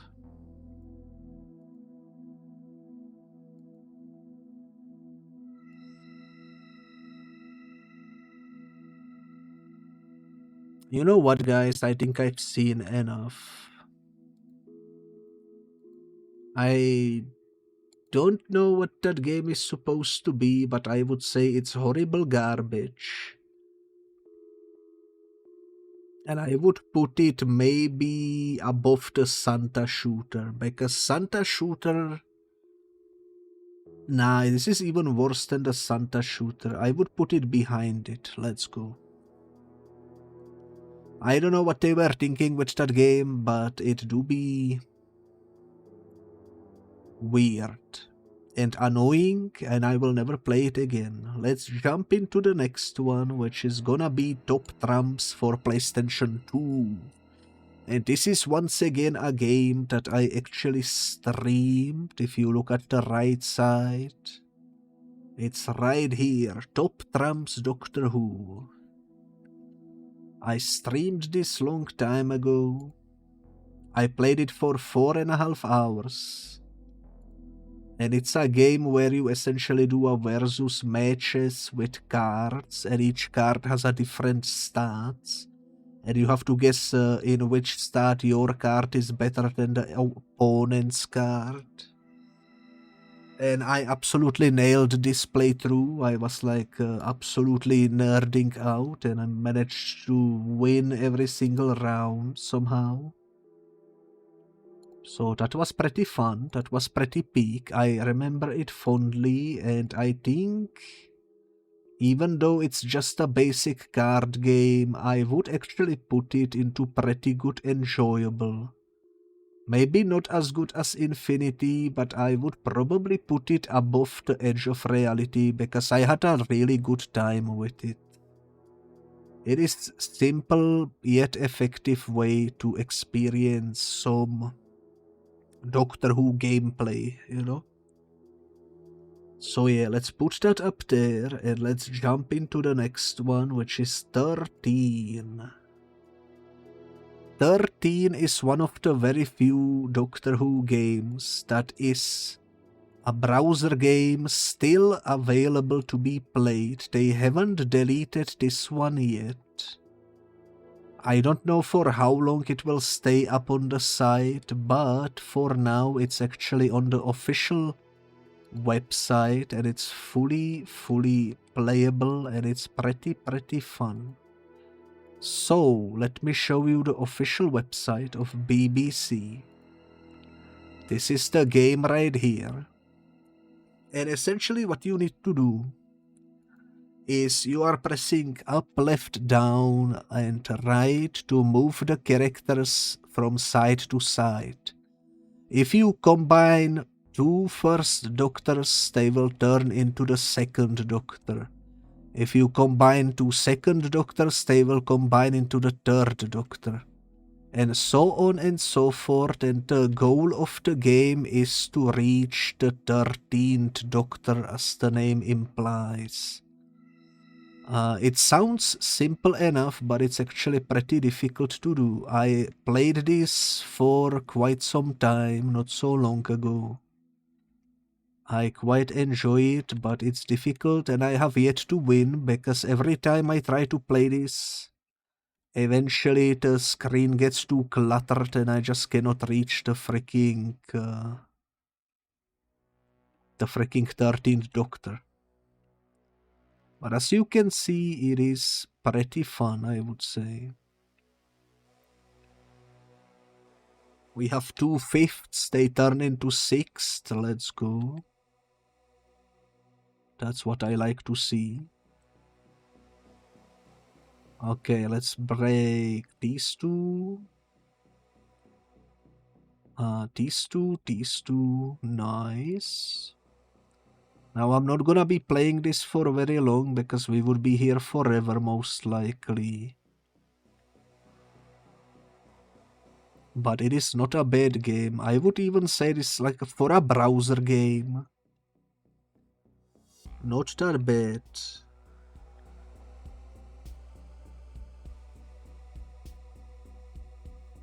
Definitely not that bad.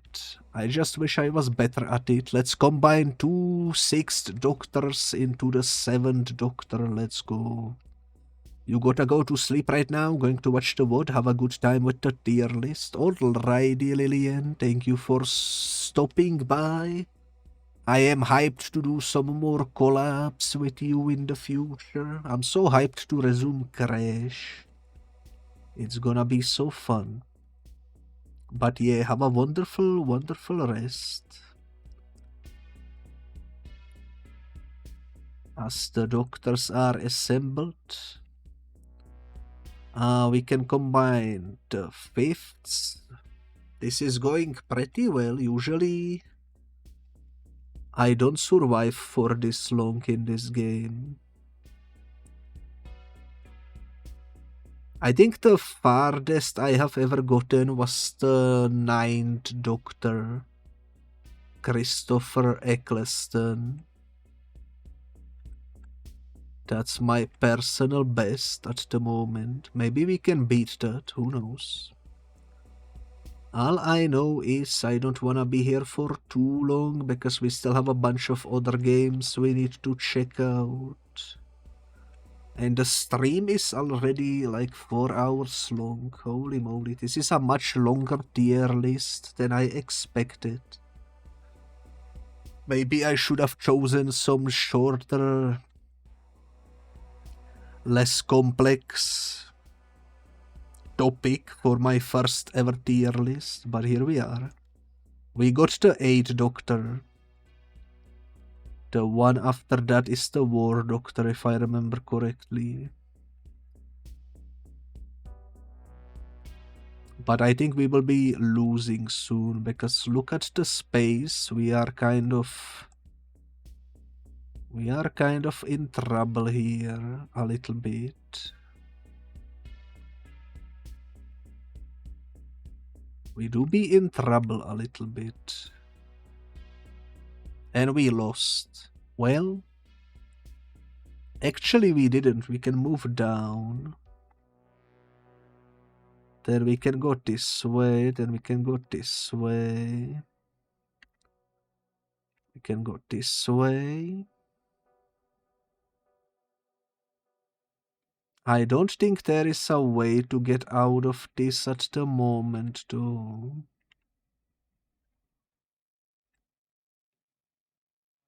Somehow we are still alive.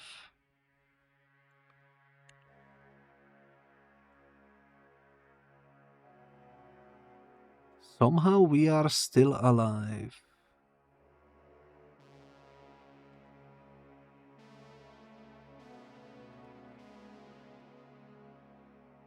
Don't know how, but somehow we are kicking.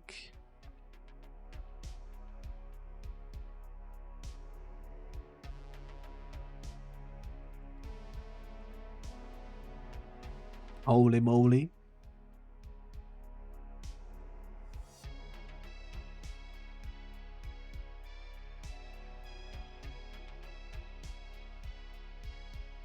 How am I still alive?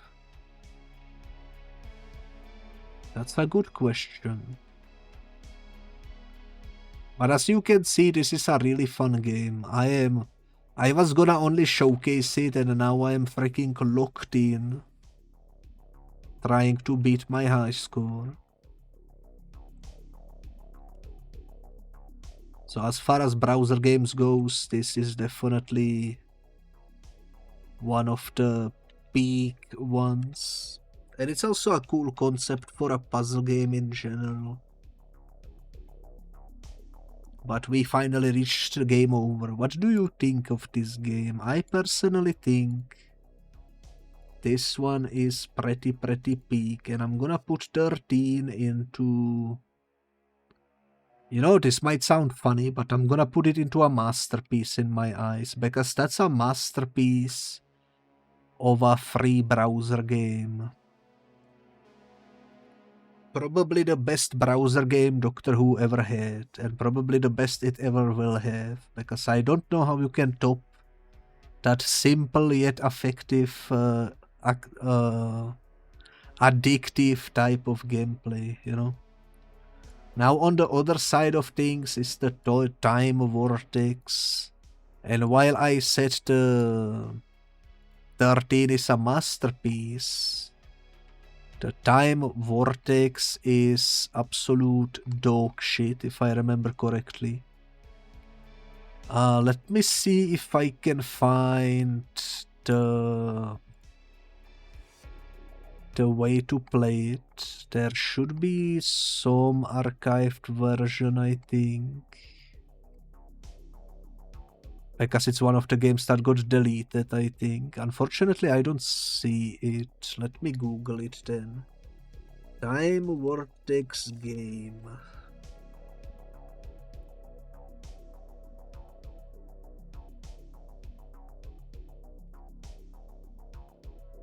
Oh, this one is still available on the official Doctor Who website. Look at this, it's working. It's on the actual Doctor Who website. Ignore the massive ad at the top. Alright, let's check the guide. That's too much words. Let's just play. Oh yeah, it is the game that I played. I played this like maybe 2 weeks ago. You just click left and right, trying to keep the TARDIS in the middle of the screen. It is kind of a similar situation where it's sort of addictive because you wanna reach a high score, you know. But at the same time, I just feel like this is not a good game.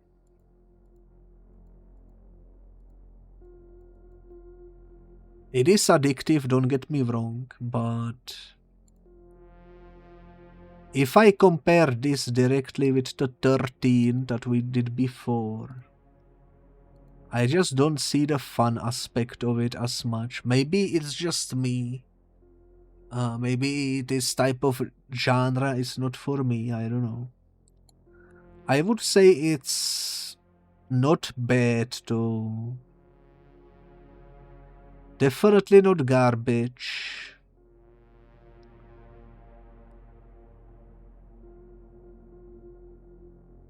Maybe it is bad. I would say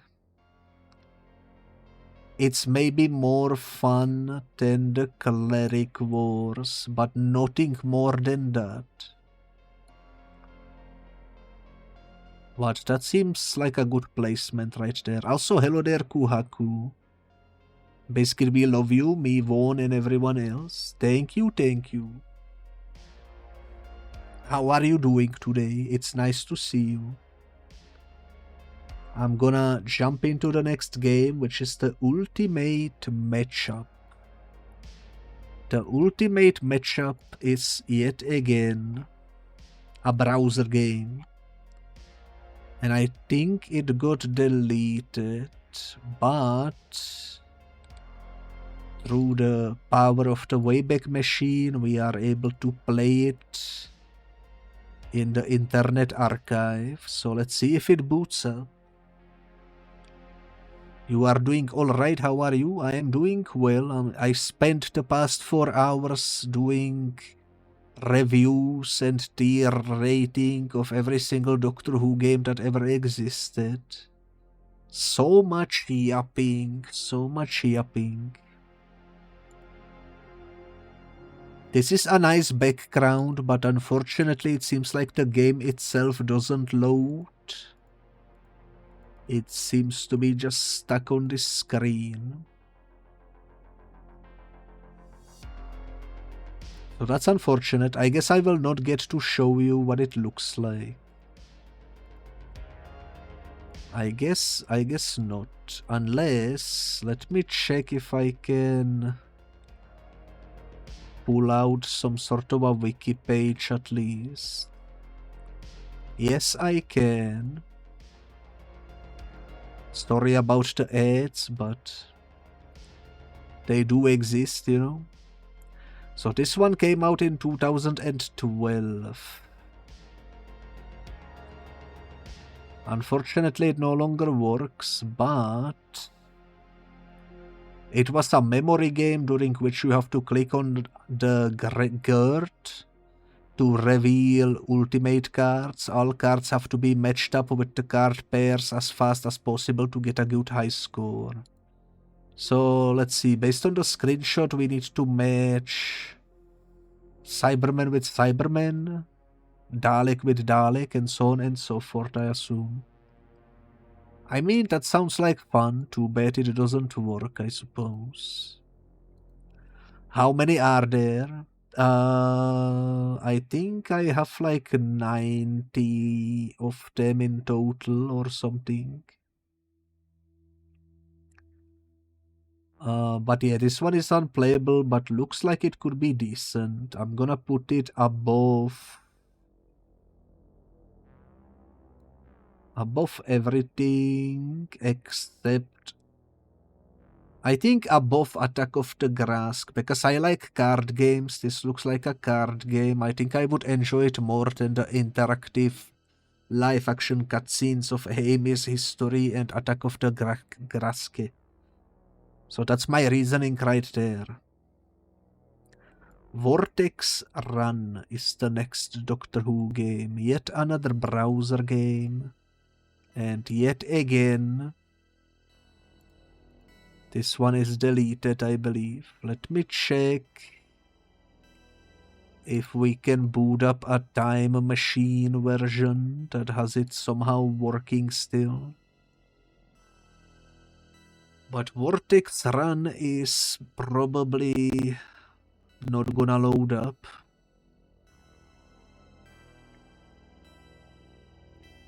Yeah, it doesn't seem to load up. That's unfortunate.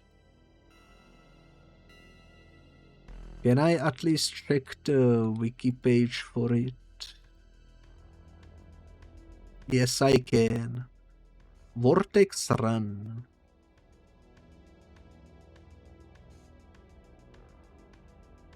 So Amy, Pond, and the 11th Doctor are on a spaceship on Cadon 36 when the time vortex rips through space and the 11th Doctor reaches the TARDIS in time, but Amy is left on the ship and has to run for her life. The Doctor needs to teleport Amy safely back into the TARDIS. And this is what the gameplay looked like back when it worked. I mean, this looks fine. This kind of looks like one another game, especially because I see those purple pieces in there that we looked at previously. I'm not sure which one it was. But since it doesn't work, I guess I'm gonna have to put it into unplayable but looks good. Maybe this could maybe be somewhere on like the, I don't know.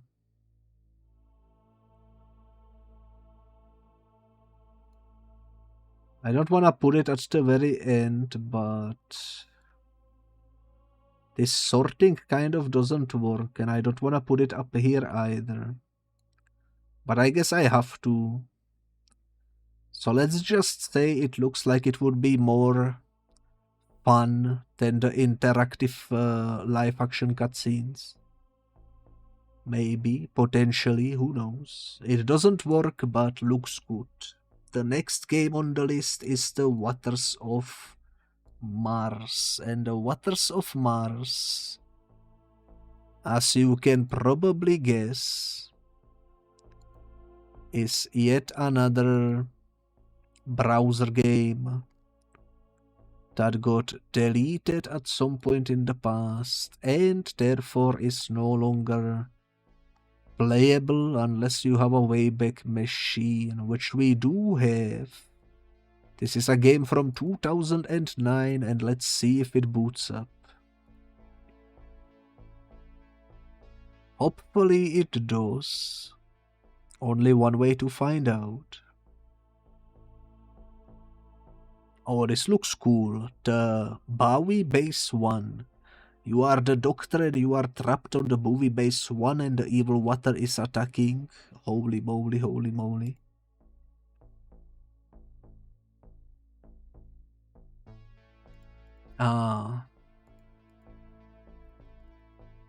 So it looks like it's working, but it's not actually working. It's just a black screen. Alright, well, we tried.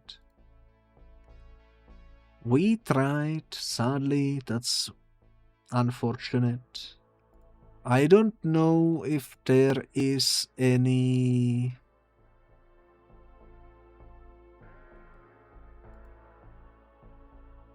Oh, we actually looked at this game briefly before because it was referenced in one another game.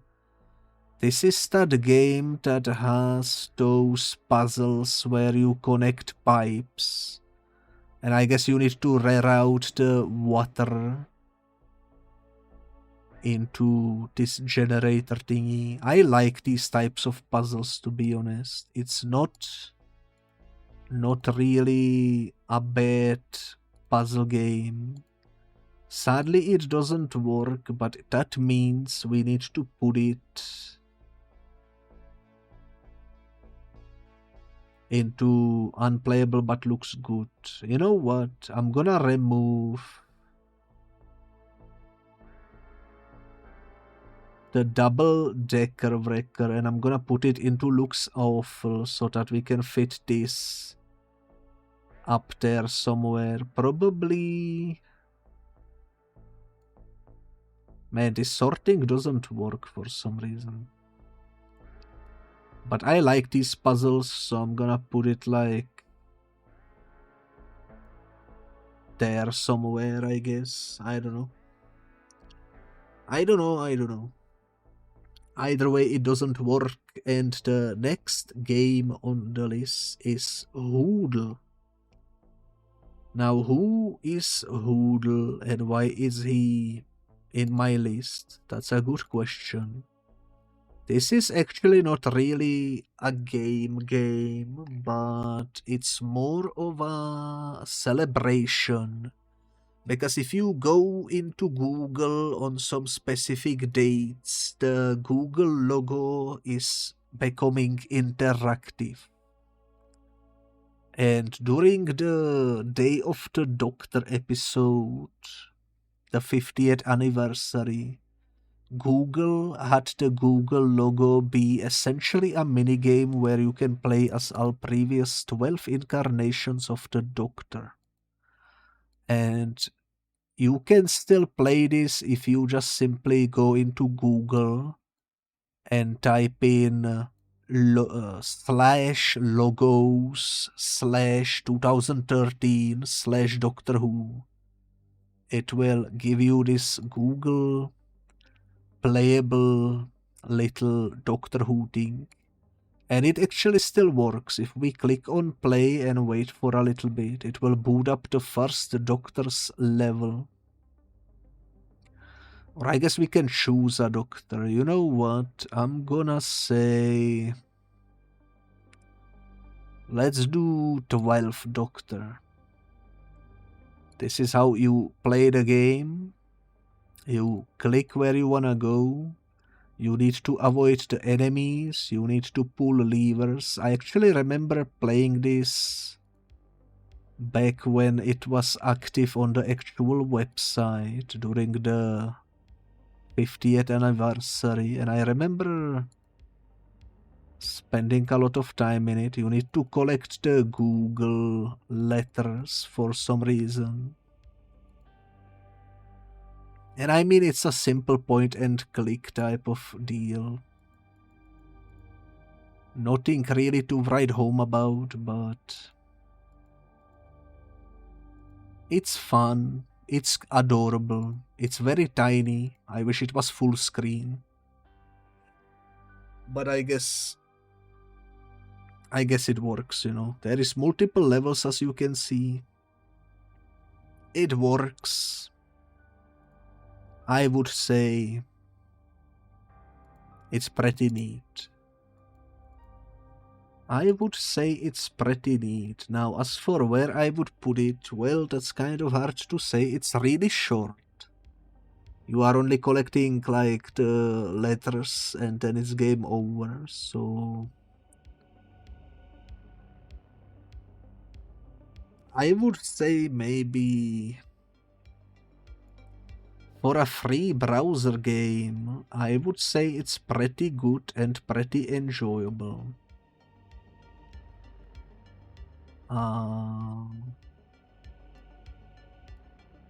Fortunately, this sorting is kind of annoying.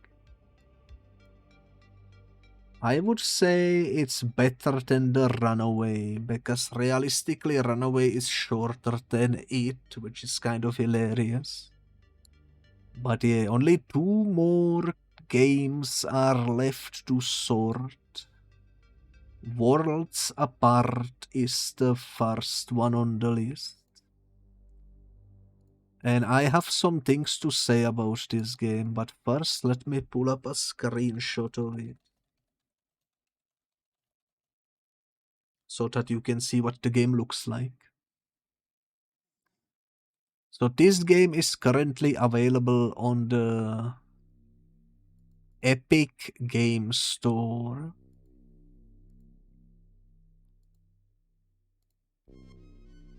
And I think it's free to play. And I think it's about trading cards. But here is the thing. I will probably never play this. As you can see, it looks cool. Time Lord Victorious, of course, of course. You get cards, you get boards, you get to play against people.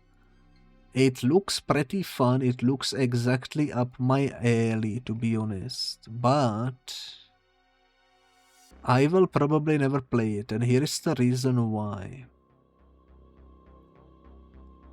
It's on Epic Games Store, and I don't like using the Epic Games Store. That's the only reason why. This should be the official website of the game. It's not loading to an official Twitter account. Worlds Apart, out on Epic, iOS and Android. I guess it's a mobile game as well. Alright, alright. They actually released some stuff for the 60th anniversary into it, which is kind of interesting. But yeah, I personally don't think I'm gonna ever play this, unfortunately. Oh yeah, the official website is down. Good to know, good to know. But yeah, Worlds Apart, what to do, where to put it in my list? That's a good question, that's a good question. I like card games, I just don't like that it's associated with the Epic Game Store.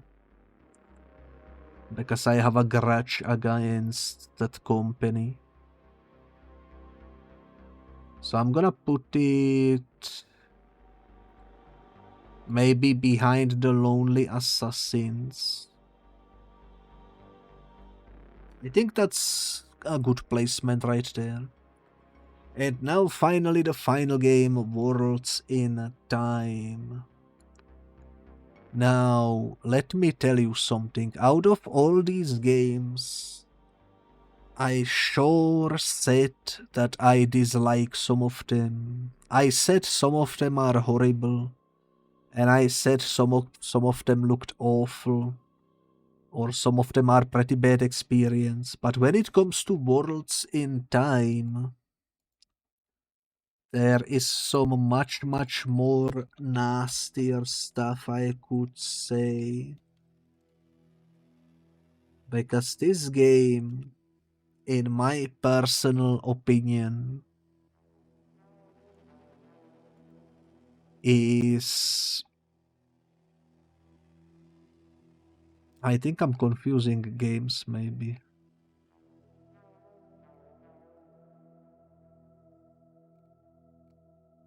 Oh yeah, I am definitely confusing games. Never mind what I said.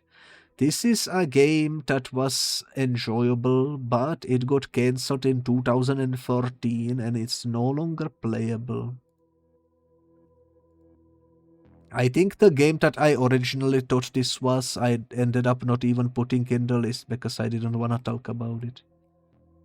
Because there is one more Doctor Who game that is not in my tier list, and that's the game that had like... the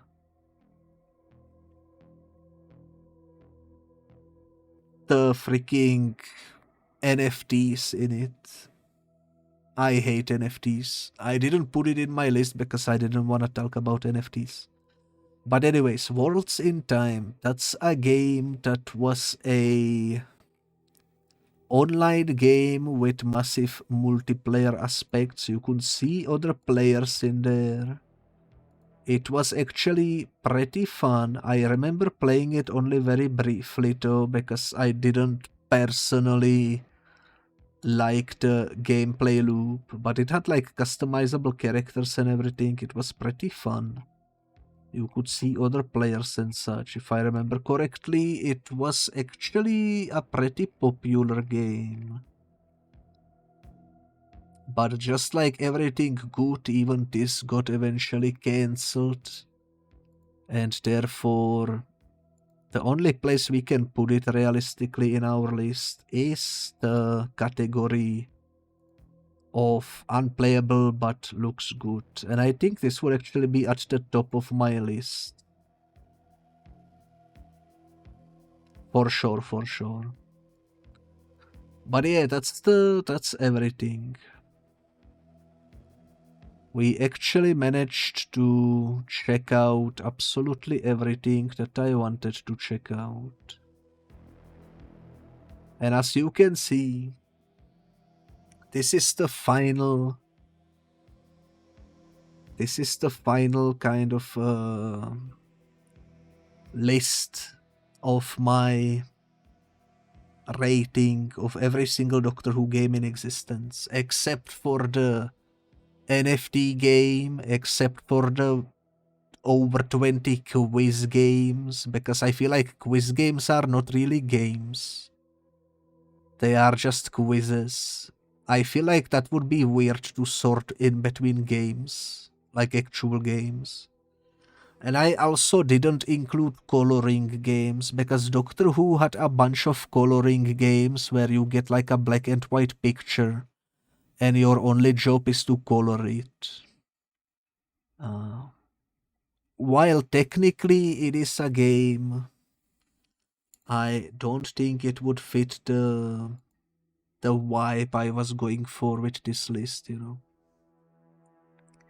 But yeah, I think, as you can see, there has been a few pretty good games, which are the ones in the red colors. There has been a bunch of mediocre games, which are in the yellow colors. And then a bunch of green games that are either horrible or completely unplayable. Those are the majority, unfortunately. And what's the final verdict here? Well, I would heavily recommend the adventure games. I would heavily recommend, if you can, the Lego Dimensions Doctor Who level. I would also heavily recommend the Eternity Clock if you have someone to play it with who's also a fan of Doctor Who, because that game works best as a co-op. And if you just wanna play some quick puzzle game, the 13 is up there for a reason. It's a really fun game that you can just pick up whenever and try to get a high score, you know. Everything else is kind of up for your consideration. I'm sure if someone else made a tier list of Doctor Who games, they would have these things vastly differently from me. But this is what I personally feel like is the placement in my enjoyment of the games. And I am a pretty big Doctor Who fan.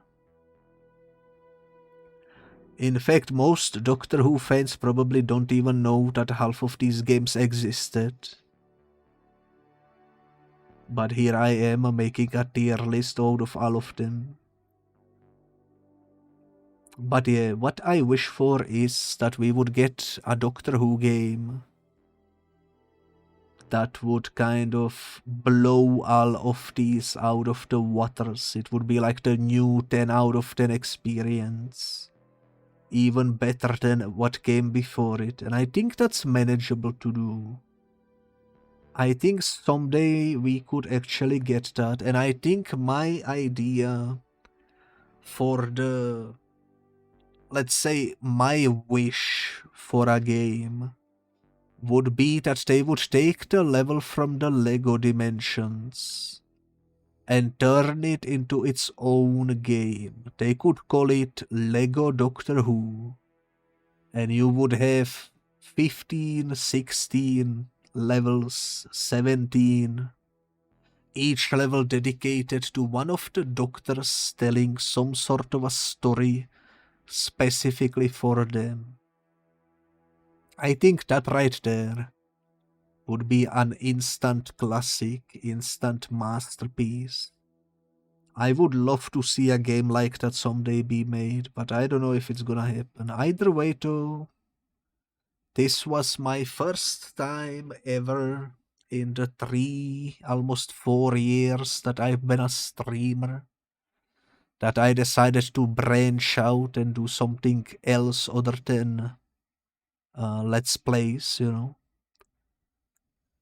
So I hope you enjoyed my yapping throughout this tier list. I cannot believe it took us 4.5 hours almost, but here we are. This was more of a experiment, sort of a test stream, because I wanted to see if I could pull off making a tier list and just yapping about whatever is on the tier list, you know. It's not something I do normally, and I probably won't do it anytime soon again, but I do wanna do some other tier lists in the future. Like one for specifically Crash Bandicoot and Spyro games could be quite fun, where I would include the various mobile and portable games as well, because those are kind of unknown. But I played most of them, so I have some things to say about them, I think. And I also wanna do some collabs for tier lists eventually as well with other people, but we will cross that bridge when we come to it, I suppose. This was just a test, and for a while it's gonna be probably the only tier list on my YouTube channel. So if you wanna see more, let me know in the comments. But I definitely don't wanna become a tier list YouTuber, you know. This is something I would maybe do once a month or something. Or once every half a year or something. Because it takes a lot of prep work. You have to actually make the tier list first, put all the pictures in it, name them all.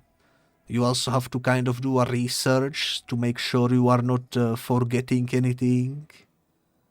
Setting this whole thing up took me like 2 days in a row, only to be here and yap about it. I think it was worth it. I enjoyed it. And I wanted to get these thoughts about the Doctor Who games out into the open because as a fan, I don't really see anyone else yapping about Doctor Who games. If you go on YouTube and search specifically for Doctor Who game reviews, everyone just yaps about the mainstream, the adventure games and the VR games, the modern stuff.